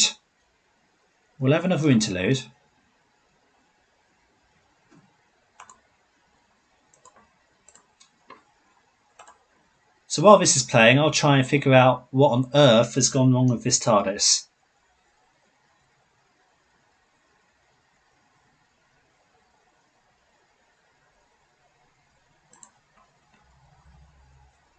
Hello faithful viewers and welcome back to another review. This time we are looking at the 12th Doctor's second sonic screwdriver. But before we look at the screwdriver itself, let's take a look, as always, at the packaging. You can see that back in the day this cost £15. I don't know what screwdrivers cost anymore, considering that this thing came out in, oh goodness, what year would it have been? 2017? Anywho, you can see that it is a cylindrical packaging once again, as was the 11th Doctor's screwdriver, and the War Doctor's for that matter. We can zoom in, we can see it reads as the 12th Doctor's second sonic screwdriver, because of course he did use the 11th Doctor's for a time in Series 8. Green and blue mode, so it's a little bit of foreshadowing as to what this thing can do. Static, flashing and chase light and sound effects. There is a blurb there, actually, about the 12th Doctor and how he uses this screwdriver, so feel free to pause that On the side, there are some instructions as to how to access the battery compartment, as well as the usual LEGO mumble jumbo, and that's it for the box. So turning our attention to 12's screwdriver, it is a stark sight and a little bit phallic. When I first saw this, legitimately I thought it resembled something of a gentleman's private areas. Anyway, moving aside from that though, it's striking blue, it's TARDIS blue, it is made by the TARDIS itself, and it gives it a very unique look. No other sonic screwdriver has been this colour, or just looked like this. It's very cool. It's not my favourite design, but it's definitely very cool. So at the top, you've got this quite thin tip to it, really. And then you've got the translucent little lights there that will flash either blue or green, but we'll get to that. And then panning down, you've got kind of like these claw bits here. These are not spring-loaded in any way. They don't move. They are just static and part of the decoration. This is the activator switch. Moves up or down. We'll show that off in a little bit. And then you've kind of got these silver bits hanging along the edges here. Again, it kind of reminds me a little bit of like a Dalek gun, especially the way that it just tapers out into silver here. But this is all meant to resemble the TARDIS, and especially this bit here is reminiscent of the time rotor and indeed the light on top of the TARDIS exterior itself. Overall, it's a very, very cool design, I will say that. I do like it. So in terms of lights and sounds, as I said, you can move this button up and down, and depending on what you do, you will either get a blue or green light and variations thereupon. So if we move it up one, standard deep green, very nice LEDs. Let's move it down one. A higher pitch blue, really nice. Now let's flick it up twice. That's very nice, isn't it? A calm, serene, green scanner kind of emitter going on there. I like to think of that as like a medical scanner kind of thing. And then if we go down twice. Now that's the chasing blue that you've got going on there. Again, I like to think of it as like a scanner, but more of a, not so much a medical scanner, but scanning the environment. Seeking kind of thing. I like that, and I will say I think that this screwdriver has the best sound effects of any sonic screwdriver that has ever come out. I love the variations, I love the lights.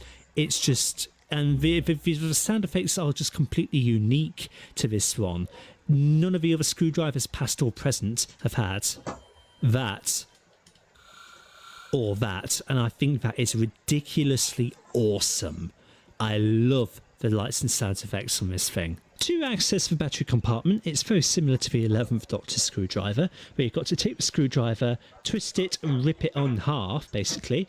And you can see the compartment here. It's still the same 1.5 volt batteries. 3 of them are required. They come with the screwdriver already installed, so you don't need to worry about sourcing batteries. And then it's very easy to put it back together as well, just like that. For size comparisons, 12 screwdriver is taller than 8s, it is taller than the War Doctors, it is taller than 9 and 10s, even with it extended. It is taller than 11s when it's closed. However, when 11 springs open, it becomes the tallest one in the collection. So therefore 12s is the second tallest in my collection. And then of course that means it is taller than 13s. So overall thoughts on the 12th Doctor's second sonic screwdriver. This is a bloody good toy. It really is. The lights and sound effects plus the decal that you've got going on here makes this probably the best sonic screwdriver that Character Options has ever created. Now I've not played with the 14th screwdriver, but it remains to be seen really if that is better than this one. I know 14s has a spring loaded feature and you can change the colour of the light that emits from the screwdriver, but it doesn't have the same variation of sound effects that this one has.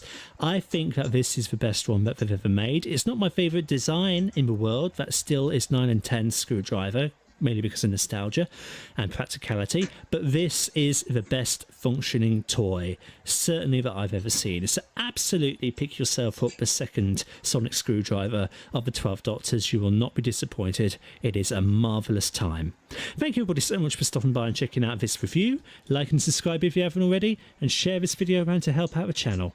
And until the next time, see you all later.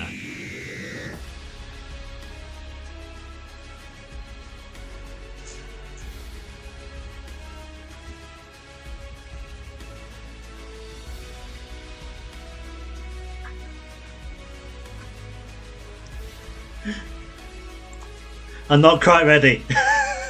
Hang on, we're getting there. I figured out what the issue was. Because the bar that confuddled me earlier that I couldn't find, that was meant to be on top, was somehow below. So I've had to basically just disassemble almost all of it from scratch, which is a pain in the arse, but at least I'm beginning to make sense of what on earth happened. So, oh, I could have done without that. I was feeling so good about it, and then nope, all of it just goes to Shiza MacGyver as per usual. Anyway, that was the video that came out today. If you haven't watched the Sonic Screwdriver review from the 12th Doctor, please do so to help out the channel as per usual. That was embarrassing. Because I was just thinking, this wasn't lining up properly. And to all intents and purposes, I had it correct, the formation. But I clearly didn't, and it's because that one little thing had been placed somehow on the very bottom. And it didn't need to be. And now I just need to shift these back around so that they are on the base of that. And now we are making some progress. Oh boy! Maybe I can... No, let's not try and jump ahead. Let's just read all of this from scratch. Just take that off. Let's not presume that I know what I'm doing. God damn, we were so close. So close. Pop that back in there. While I'm still faffing about, let's continue the interlude. What have I not done? Well, there is still stuff, other stuff maybe I want to do. I want to find some like online quizzes before we sign off.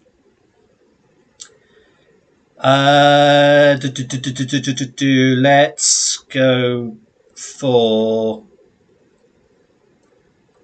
I don't know, this one.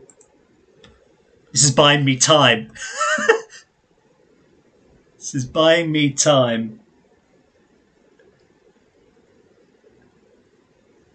What's my camera quality like? Is it too bad? Okay. Continue enjoying the interlude. I'll be back after these messages.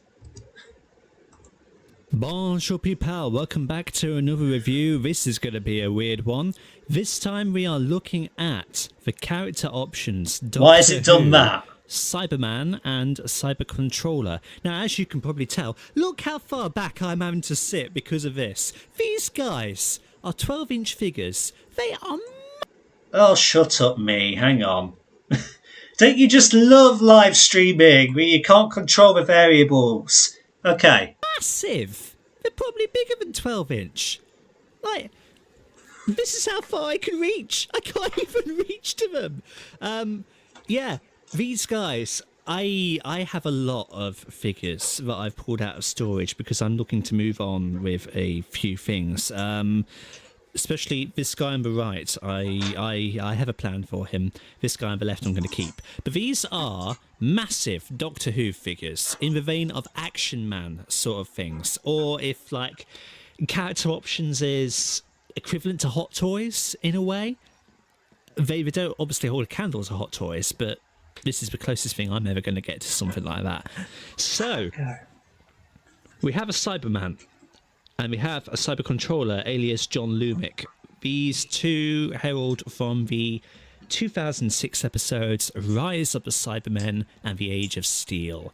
And of course, this is the Russell T Davies era style of Cyberman, or let's be more accurate, the first Russell T Davies era style Cyberman, and they continued about halfway through into the Stephen Moffat era as well.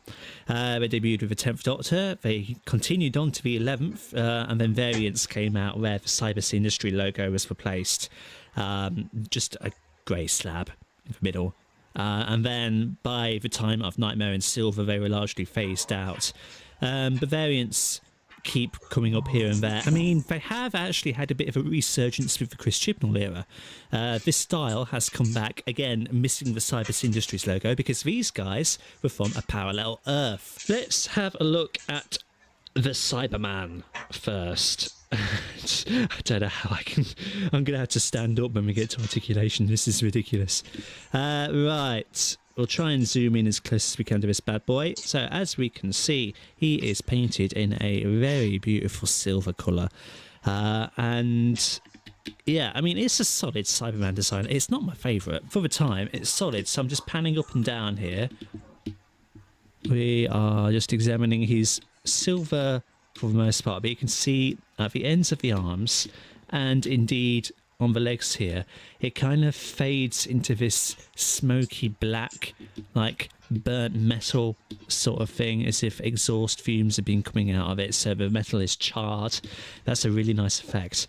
There's fantastic detailing all over. You can see all these panel lines on the torso. These things here, pretty cool. It's just the little things that you don't think about when it comes to this design.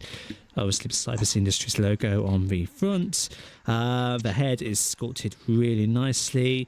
There is a body glove that runs the entirety of the figure. You can see hints of it in between all of these silver grey pieces, and then nicely detailed as well. The Cyberman's body glove compared to the Cyber Controllers it's like a dark grey, whilst the Cyber Controllers is more black. So there is actually a colour difference, and I have to say the Cyber Controllers actually looks nicer. I think it's hard obviously to tell because of the light. The Cyberman might be a very slightly darker shade of silver compared to his controller, who we'll just bring forth and we'll have a look at now. It could just be the lighting of this room. Probably in the camera they don't look any different whatsoever. But this controller here, if we zoom in on his head, you can see it's completely different. Well, it's not completely different, but it's very different. His faceplate is actually definitely a darker shade of silver. It's more like a gunmetal grey sort of thing. But obviously the big difference with the Cyber Controller is he's got his brain exposed and he's got blue eyes. For this reason, I prefer the Cyberman. I've never been a fan of the Cyber Controller, really, as a design. In the classic series, there were two Cyber Controllers. In fact, they were meant to be the same controller, but they had stark different designs to one another, being products of the 60s and the 80s respectively. But they all had big, like, cone heads. This guy opts for the brain, and this was a similar thing that the Cyber Leader started to take on. The Cyber Leader obviously being the Cyberman classically with the black handlebars, but there was a variant toward the late Russell era and the early Moffat era where they would basically take the controller design but paint the handlebars black, paint the faceplate black as well, and there you had like a Cyber Leader or a Cyber Prince or a Cyber Lord or whatever it was called. It's just a leader. But the controller here, yeah, I mean, the brain, you're difficult to tell because of how far away we are, but you can see it's white with red veins all over, so it's, you know, sculpted and painted really nicely. The blue eyes, it's a bit of a pity that they aren't LEDs, they're just painted, but imagine if that could light up. That would be very cool. The controller also has these ports all over his upper torso, and they were connections for his throne. He remembered in the episodes that John Lumick was on life support, so that's the idea behind this. Toward the end of the episode, he tears himself out of that chair and then he goes on a rampage. So that's what those are. Another big difference between these two figures, if we look at the controller's hands, one is open, like the right hand specifically, I'm meaning. That's the Cyberman there. You can see it's more closed. This one is more open. It's more in the vein of as if he was holding an invisible gun. But he's not. I don't know why they chose to do the difference. There's no rhyme or reason. I don't think they came with accessories. I mean, I've had these guys probably since 2006.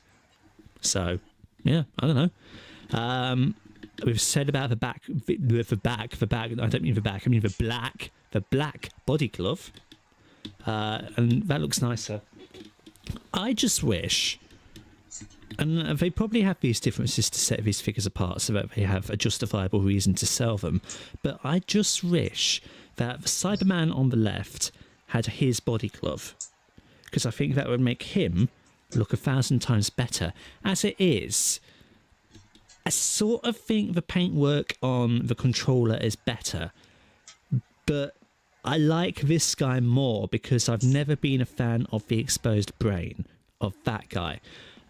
You can see on the controller as well that the paint job is so much better that you can see that we talked about how there's this black smoky fade effect, like this charred effect that runs on this guy, and it runs on this guy as well. You can see it more prevalently in the shoulders as well.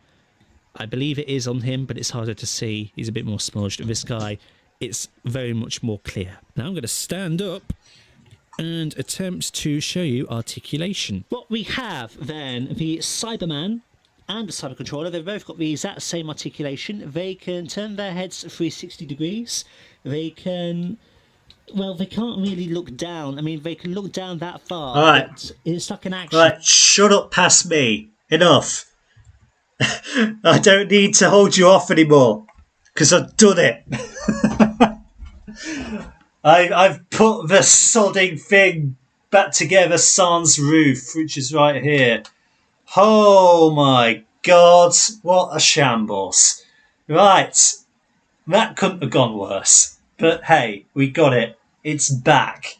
The TARDIS is fixed. Now we just got to do the interior. But fortunately, this is... I didn't disassemble a lot of this in prep. So hopefully this won't take nearly as long. Here's a part I made earlier. He lies. I didn't make any of it earlier. I just tore bits apart earlier. So, oh dear God, right. What am I missing from this part? That is a question I need to ask. I've got bits bagged up here. Crikey, Mikey. Right. What becomes what? That's that. So there should be some studs somewhere in one of these. There will be some studs. Not in that one.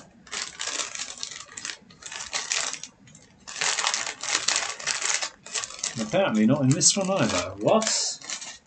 That doesn't make any sense. There should be some studs.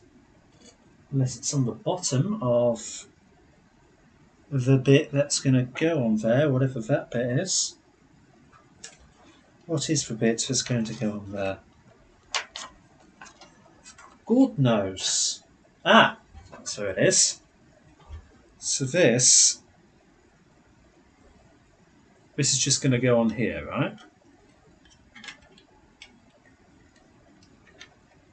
I want to say, just figuring out what way round it wants to be. This way round?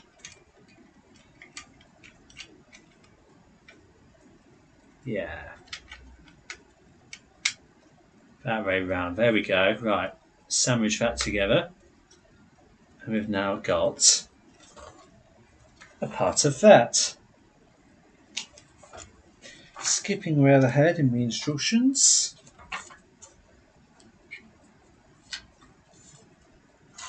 talking about these pieces. So one goes on there. I suppose it awfully matters which way on they go. Got that. Or don't you break off on me. And these, I'm going to snap into these. It's a very good, mock-up for 11 and 12's TARDIS. For what it is, this thing. Right, come on, let me rotate you. This is probably the longest live stream I've ever done. Whey! Is that a well-deserved record? I don't know. Probably people from America might tune in yet. Who knows? We would be so lucky. Right, then these parts. I've been maybe a bit premature clipping them on, but whatever at this point. It doesn't matter. Let's just put them on. And then let's put that on. Oh, actually no, I'll have it.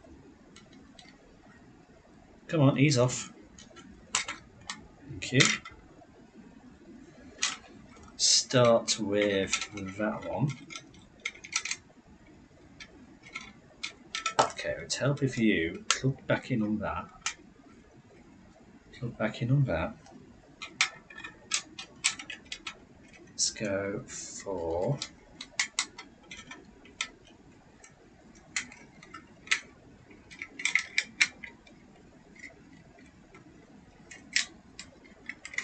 right, that's not liking that for some reason. I never know. That goes on that, that goes on that. Oh, what just fell off? What are you, where do you come from? You come from that.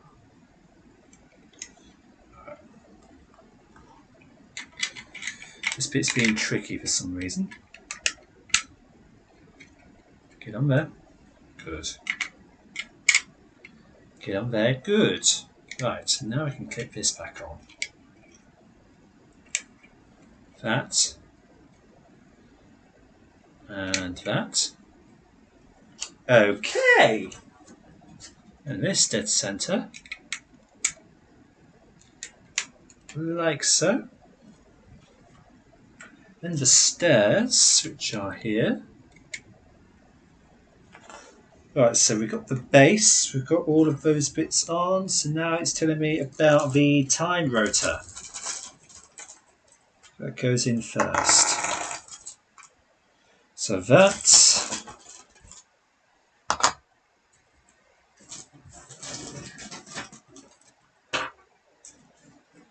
It's also potentially telling me about a bit that I can't see. Oh, this. Right, so that bit. And this. Somehow.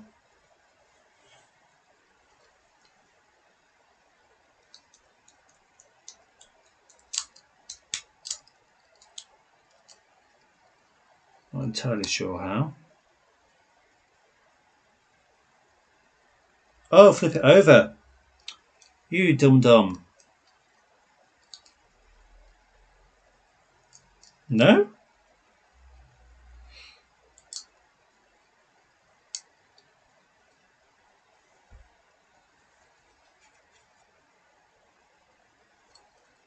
See, it would help if I could read instructions, wouldn't it? Okay.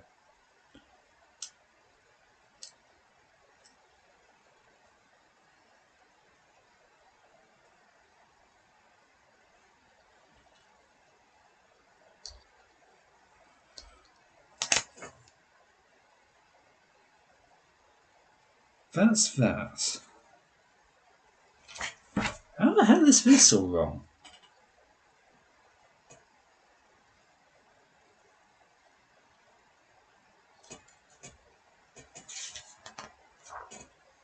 Wait a minute.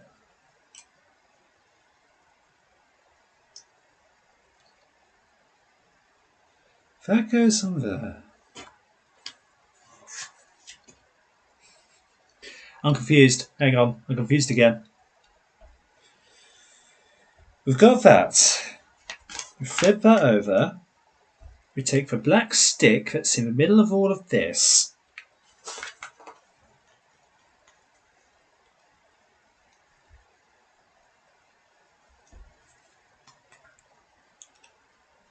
Which I don't know that I'm going to be able to get back out. Oh, well, I've dropped a bit now. There we go. Fished it out. Let's just disassemble that. Got that, which feeds through here, which feeds through into this. That sandwiches. And then it's talking about another bit of that which I can't see. It's down there. And that goes on like that. Okay.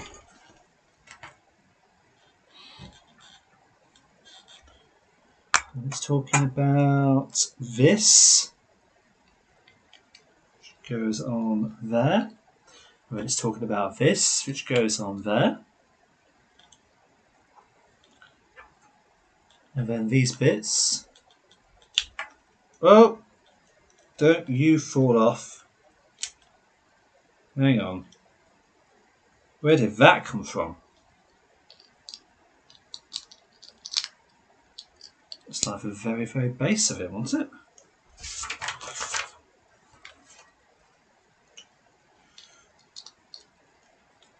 You slippery fiend, get back on.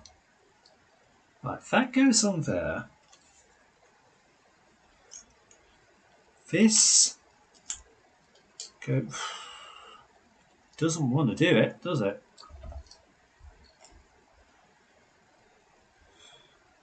Oh, it doesn't want to do it.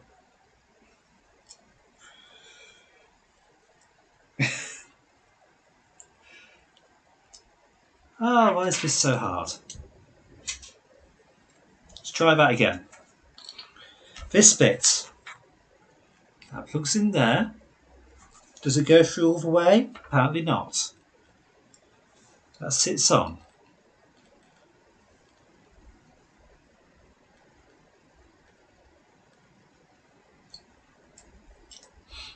This. That smashes on that.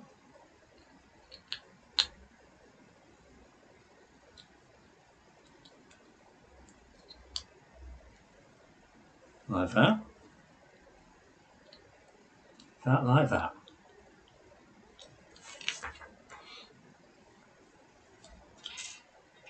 And then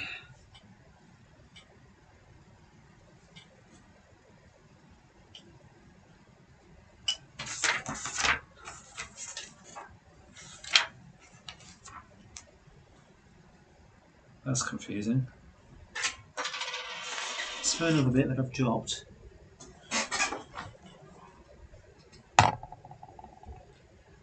No, because it's already on there. And this.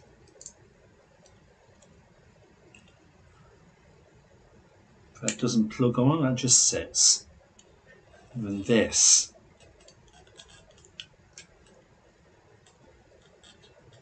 And then this. Then this.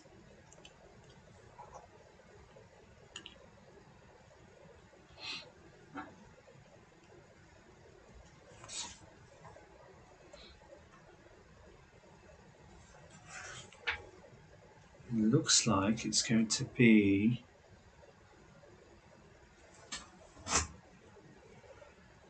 Is it going to be that, or is it going to be something else? Where does all of that? That's part of the console.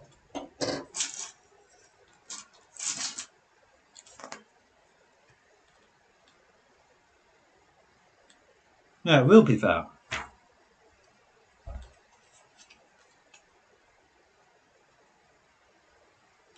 So that and this.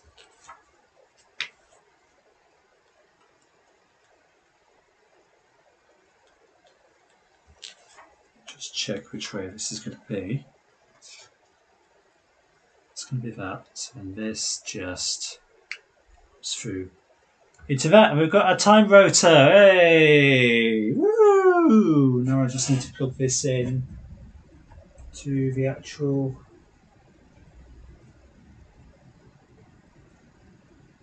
base. Okay, so we've got that. And now I just need to reconstruct the console itself.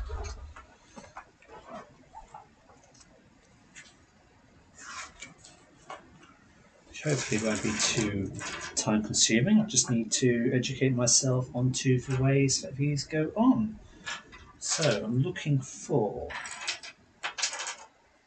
judging from the front picture, I need the activation lever. Which is that one, and there should be a red stud somewhere, which I cannot see anywhere. Let's get it from the spare box. One red stud. And then that was two.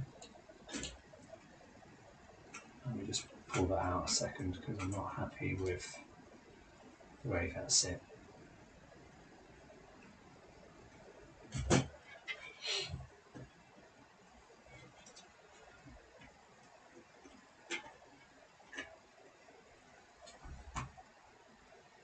Now it's just going to fall under.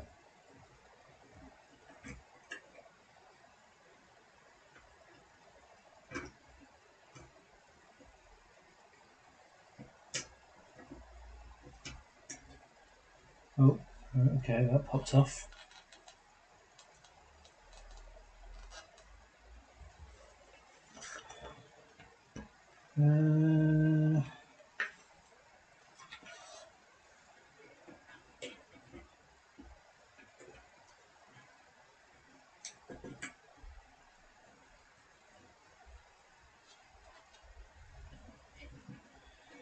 Okay, so why don't this just plug on? It should do.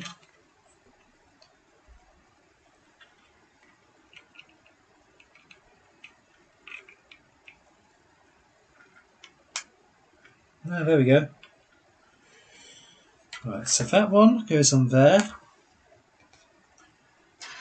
That one goes on here.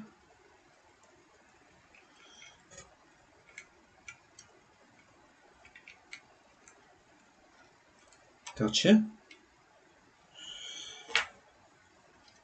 Green one goes on here.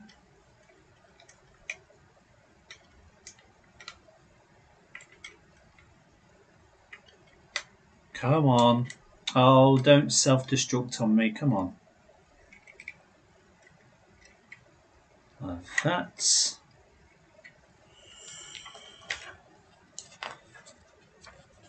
And then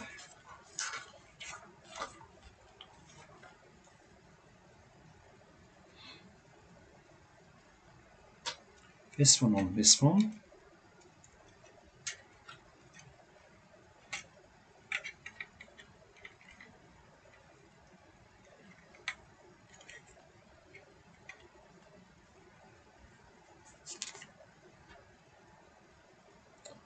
And this one with the fez on it. Oh, that fell off.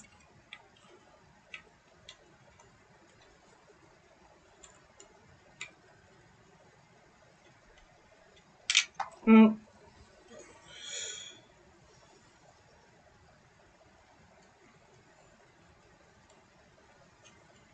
Sure that's on. And last but not least,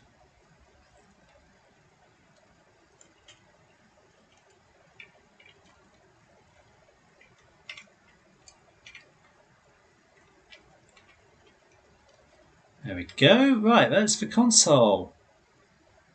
about fixed.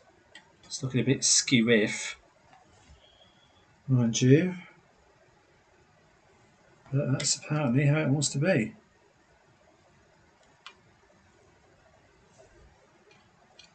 Something about that doesn't feel right.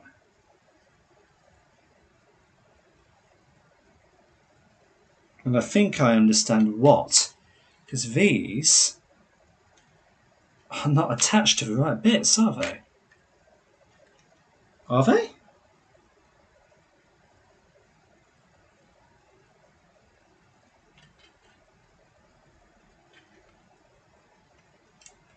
Oh, it might be.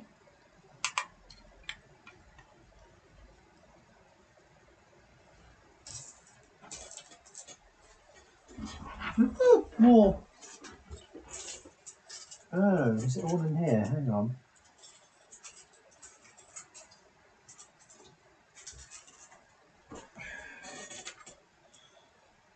It's got to be.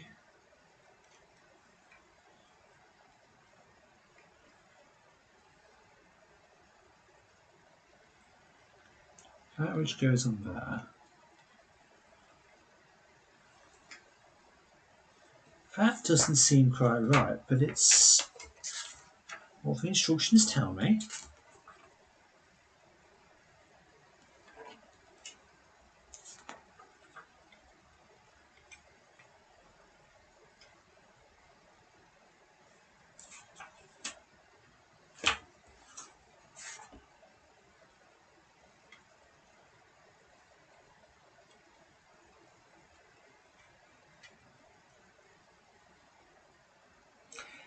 I'm puzzled by it slightly because the console units seem too far spread apart, but it's right, apparently.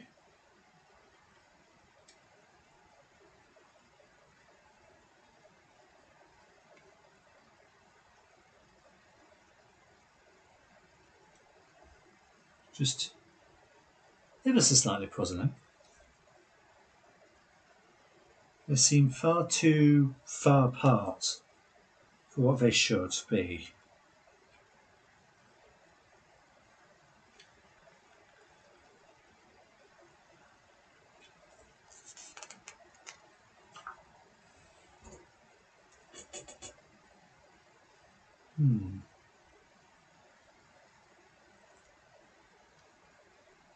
That's definitely on there like that. Yeah, they are missing bits. They are absolutely missing bits. But I don't seem to have those bits.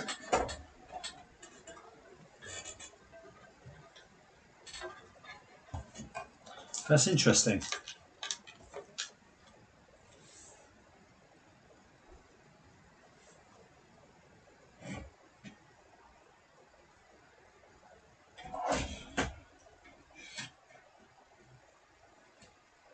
That's very interesting. Oh well, I won't think too heavily about that. Let's just plug that back on.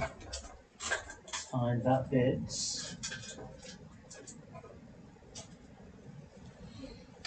Let's plug this. Doesn't really matter, does it? Let's plug that on that side there. And then, with a quick flourish on here. Sure. Christ. I forgot about those bits, I had to fold them up.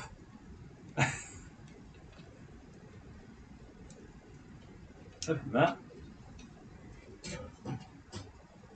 Do that. And there we go.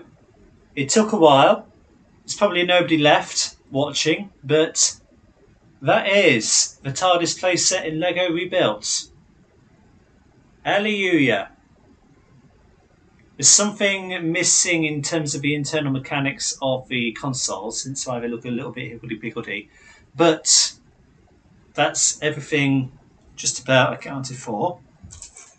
The only thing I've got to do now is just reattach these little bits here, which won't take long. Just one there, One there. One there.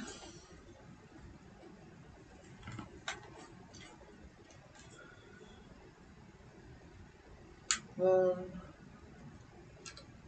One.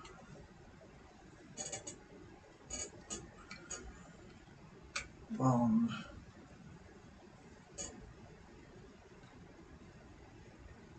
One. And one. And now it's done. There we go. Just improve the central time rotor ever so slightly. Right, that's that. Get rid of that. It's done. I'm washing my hands of it. It's done. Case closed. That's that. Okay. Well, was that worth it? I don't know. It's an experiment just to see if, you know, it would be worth live streaming, putting the film camera together. If anybody would be remotely interested in that. I don't know. Right, well, what else can we do on stream? Let's finish off, shall we, by finding a few Doctor Who quizzes. So,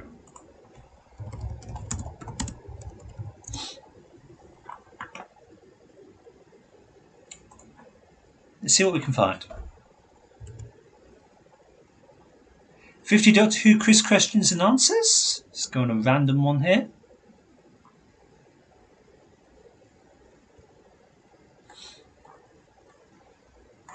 Oh, it's not like I want like an interactive one. I want an interactive one.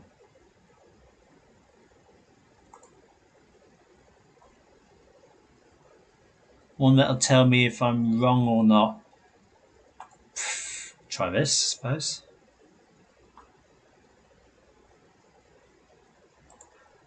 Right, come on. Oh my god, what on earth is... Oh! Ha! Okay, let's... If I were to do that, I can't be asked to take off my ad block. Right, if I were to do that, that would have tested me on... If I can remember all of the episodes.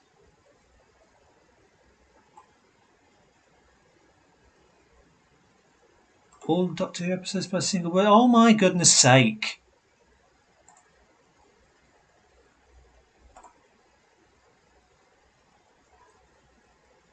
Holy shit. Wait a minute, that's not including Classic Who, is it?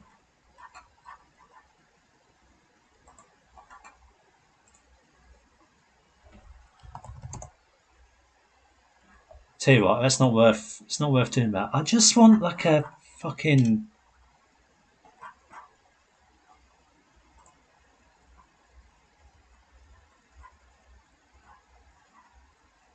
Right, okay. Oh my god, go away. Yes.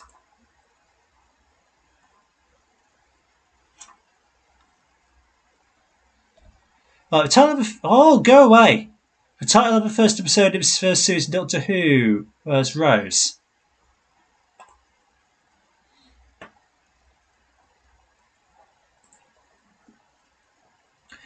The Slovenia from Waxacargo Phalabatorius.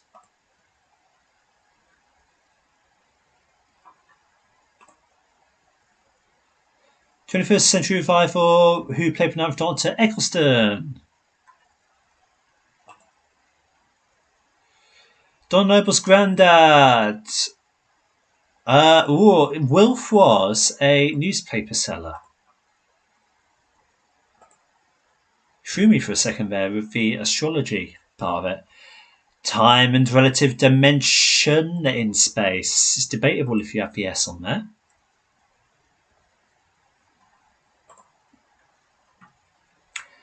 Jack is the leader of Torchwood. He cannot die.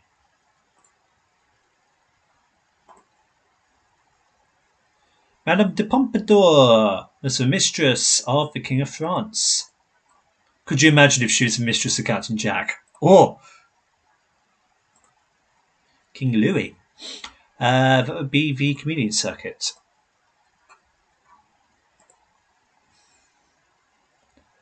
Which member are a member of which species, that's spelled wrong, has faced the Doctor at least twice, previously teamed up with a Sontaran. Sorry, what is this question? A member of which species that the Doctor has faced at least twice, previously teamed up with a Sontaran to overtake the world in the Sarah Jane adventures. What? No, it didn't. It was a Bane that teamed up with a Sontaran. That what? This question doesn't make any sense, and all of those are wrong. I mean, what if I pick Slovene? This twice before. Well, that's wrong. That's completely wrong. The Shadow Proclamation are Interspace Police. The Rift is located at Cardiff. Oh, this was so written by an AI. But that was an awful quiz.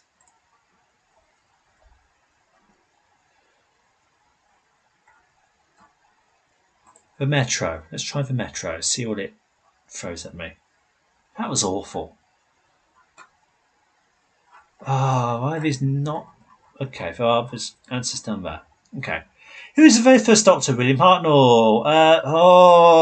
Pop-ups. What are the last words uttered by the 10th Doctor? I don't want to go. The Ice Warriors come from Mars. A 2020 poll, which Doctor was voted the favourite ever by fans? Either Tom or Tennant. Let's say Tennant. Who has been the longest running Doctor? I suppose Tom. How long did they play him? 7 years. Daleks are based on the Nazis and also Pepper Potts. So take your pick there. Gallifrey. Massive Situation War. What fashion accessory? Oh, bow ties. Which episode has had the highest viewership? City of Death, I think. Which two words have become so popular they are in the Oxford English Dictionary? Good question. Which two words from the show have become so popular that they are in the Oxford English Dictionary? I don't know. I don't know that one. Time relative dimension in space. I'm not looking at the answers. According to the Whoniverse, what are werewolves scared of? Ooh. What werewolves scared of? Is it garlic? I'm trying to remember. What's the name of the fictional council that's a power state? And though no accurate figure is known, how old is the Doctor thought to be? Well, depends on when this quiz was. Like 900 or 2000. Anyway, right. Hartnell, don't want to go. Mars, Tennant, Tom, 7 for Nazis, yeah. Gallifrey, Bowtie, City of Death. TARDIS and Dalek, really? Yeah. Oh, Mistletoe. Oh, yeah. It was. Okay. Power State and 900.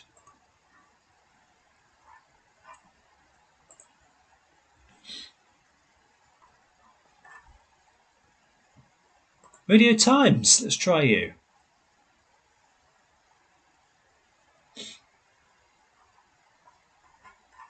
Oh my god, right. Name of the actor to portray the Doctor since 2005. Chris Eccleston, David Tennant, Matt Smith, Peter Capaldi, Jodie Whittaker, John Hurt, and Joe Martin. No thanks, I don't want to subscribe to you. Ice Warriors come from Mars. EastEnders actor did not appear in 93 Doctor Who Special Dimensions in Time. Pamson Clemens, Leslie Grantham, Mike Reed, or Randy Richard. It's been a while since I watched EastEnders. I'm going to say Leslie Grantham. Oh, did he? I'll stick with that. Which Doctor has for 900 years of time and space and never been slapped by someone's mother? That's Eccleston. What interrupted the first Eccleston story Rose upon its TV transmission? That was Graham Norton. A little ident for him. The Doctor's nickname was Alpha. No. Theta Sigma. I don't want to go. Type 40 TARDIS. Which classic Doctor has encountered the Cybermen but never had a Cyberman story? The third Doctor. And the eighth. But the third Doctor didn't. Complete following news quote. Since the new Doctor Who aired, we've seen a dramatic rise in bow tie sales. Roxacarigo Falapatorius. I'm not going to spell it, Radio Times. What do you take me for? 2008 episode of Doctor Who included 2 guest stars who would later be cast in the main roles. That would be Karen Gillan and Peter Capaldi in The Fires of Pompeii. Colin Baker portrayed Commander Maxill, isn't it? Pretty sure. How many operators is the TARDIS designed to have? I want to say 8. How many? Hang on. 1, 2, 3, 4, 5. 6. I'm saying 6. 6 is my answer. 6. What's the name of the school in School Reunion? I don't remember. In 2013's Time of the Doctor, what is the name of the poem that Clara reads? Was it Thoughts on a Clock? What do you think? Which magazine did Sarah Jane work for? I don't remember. How much did the TARDIS used in the 2005 series fetch when it was auctioned? I have no idea. Which of the following is not a Doctor Who? The Flummox and the Power State. So, oh, David Bradley, I missed him. Oh no, sorry, David Bradley. Right, Mars, Leslie Grantham. I got that right. How about that? Ninth Doctor, Graham Norton, Theta Sigma. I don't want to go. Type 40, John Pertwee, bow tie. Yep.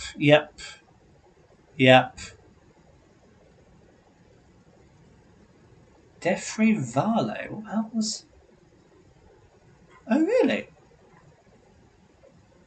Thoughts on the Clock. Metropolitan.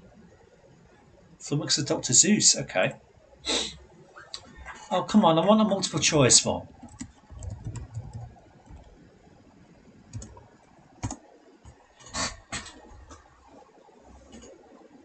It's got to be a good multiple choice one that you can give me. Okay, here we go. Oh. What was the name of the man who lived in The Unquiet Dead? Dickens. What was the name of a friend who lived? What's this about? Oh, significant characters that either died or survived. Oh, that's pleasant. Friend who lived in The Parting of the Ways. Rose. Name of the Lord who died in Last of the Time Lords. The Master. Friend who died in Voyage of the Damned was Astrid. Forest of the Dead was River. Christmas Carol was Abigail. Asylum was Oswin. Angel, technically Amy. Name of the Doctor. Clara didn't. Oh, lived. Okay, I thought it said die. The man Twice Upon a Time was Hamish Lethbridge Stewart. Heavy. Okay. Yep. Full points. Thank you.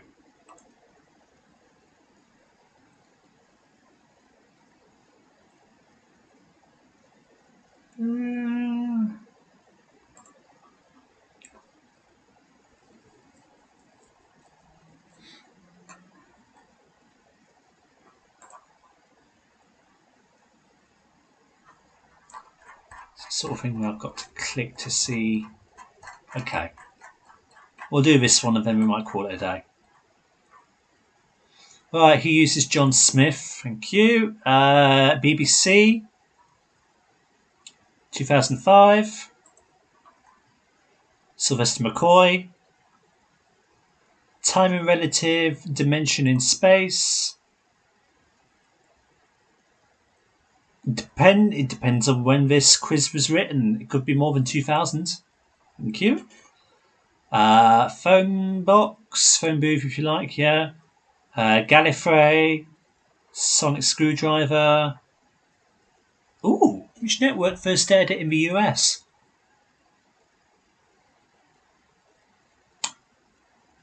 I don't know.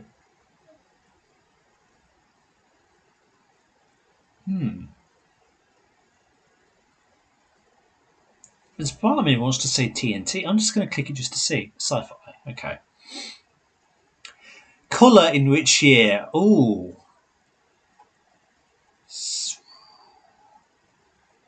1970.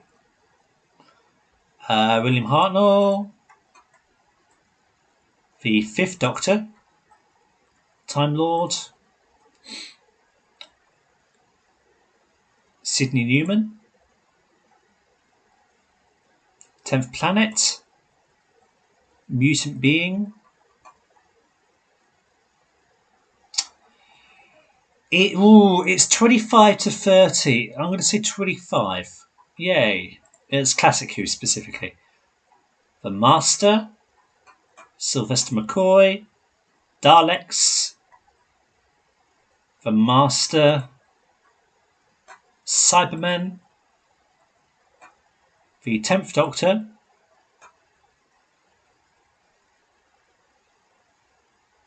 Oh, I've not watched The Gunfighters, and it's one of the lost ones, isn't it? It's the first Doctor. It's not Wild Bill Hickok, because that's what 8 bases his costume on. I'm going to say Wyatt Erup. Yeah, however you say that name. Okay. Agatha Christie. Mona Lisa for City of Death. The Escape the Earth in an Ark. I mean, Instinct is for Silurians. Yeah, because of dinosaurs in the spaceship. Exterminate. The Silents are a religious order. Dorothy McGale McShane is Ace. Davros. Rusty. I mean, in the original series, you could argue 7, but 8 also, yeah. The Beatles. Ooh, most episodes. Ooh, that's tricky. Because Tom Baker has the most years, but I don't think he has the most episodes. Certainly would have more than Pertwee. But Hartnell, because it was different back in the day. There were more episodes to serials. So are we counting serials or are we counting individual parts? Ooh. I reckon we're counting serials. But I'm looking over here because I'm trying to find a book that would help me find out the answer. Somewhere. I may... Oh, you're cheating. Me. Okay. You see, right, I'm not going to actively count these. I'm just going to hold up what I'm thinking of. Because you see, like, this is... You won't be able to see me. Let me hammer home my point here. So, this is all of William Hartnell's ones here, right? And then, as for Tom, he's got these, which doesn't look like that different, really, does it?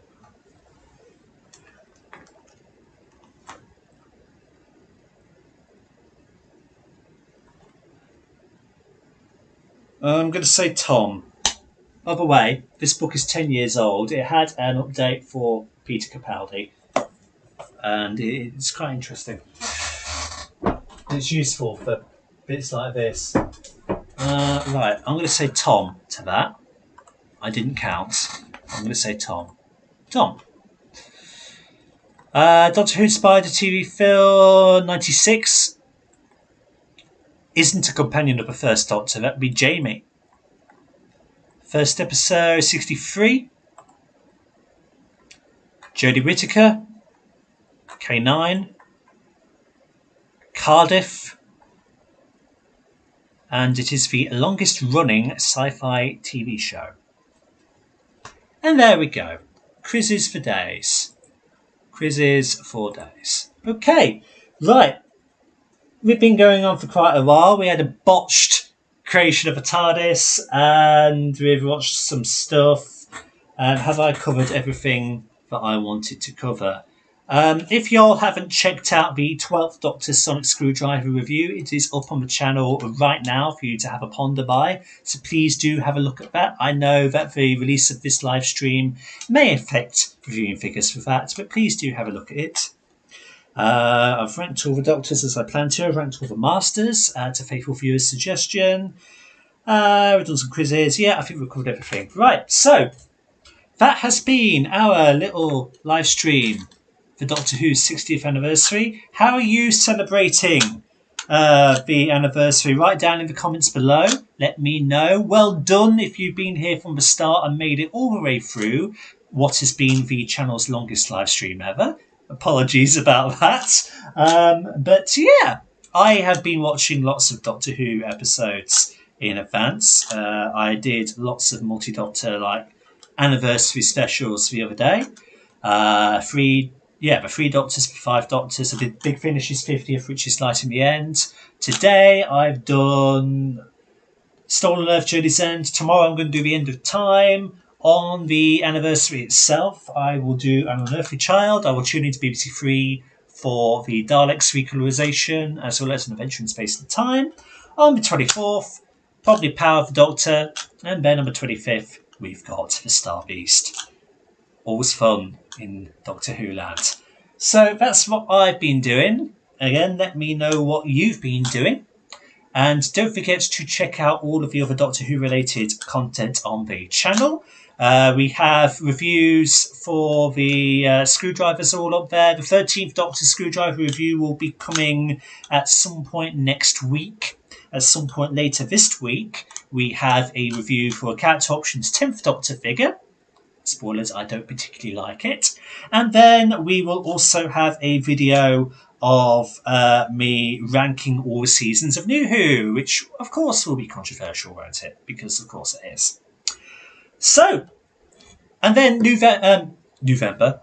God, it's late and I'm tired. November will then be drawing to a close, of course, and our usual business will recommence once again. So expect the usual Transformers reviews or Sunday. We've got the TF Nation reviews yet to come out. They will come out once November is over. And then I'm just getting back into the swing of recording new reviews fresh for 2024. And of course, come Christmas, we will have the Sabine Wren tribute. I just need to do one final pass of that, sign off on that basically. And that will go up probably Christmas Day. So, happy Whovember, and thank you everybody one and all for stopping by and sitting through this live stream if you were here on the date itself, and if not, thank you for checking it out post-mortem. Like and subscribe if you haven't already, and share this video and snippets from the stream around to help out the channel, and don't forget to check out all the content we've got so far. And until the next time, see you all later. Goodbye everybody. I've got to go, even though I don't want to go. That was cringe, I'm sorry. Okay, ta-ra everyone. Go on, be off with yours. Buzz. Purple. Boom. We'll call it that. Whee!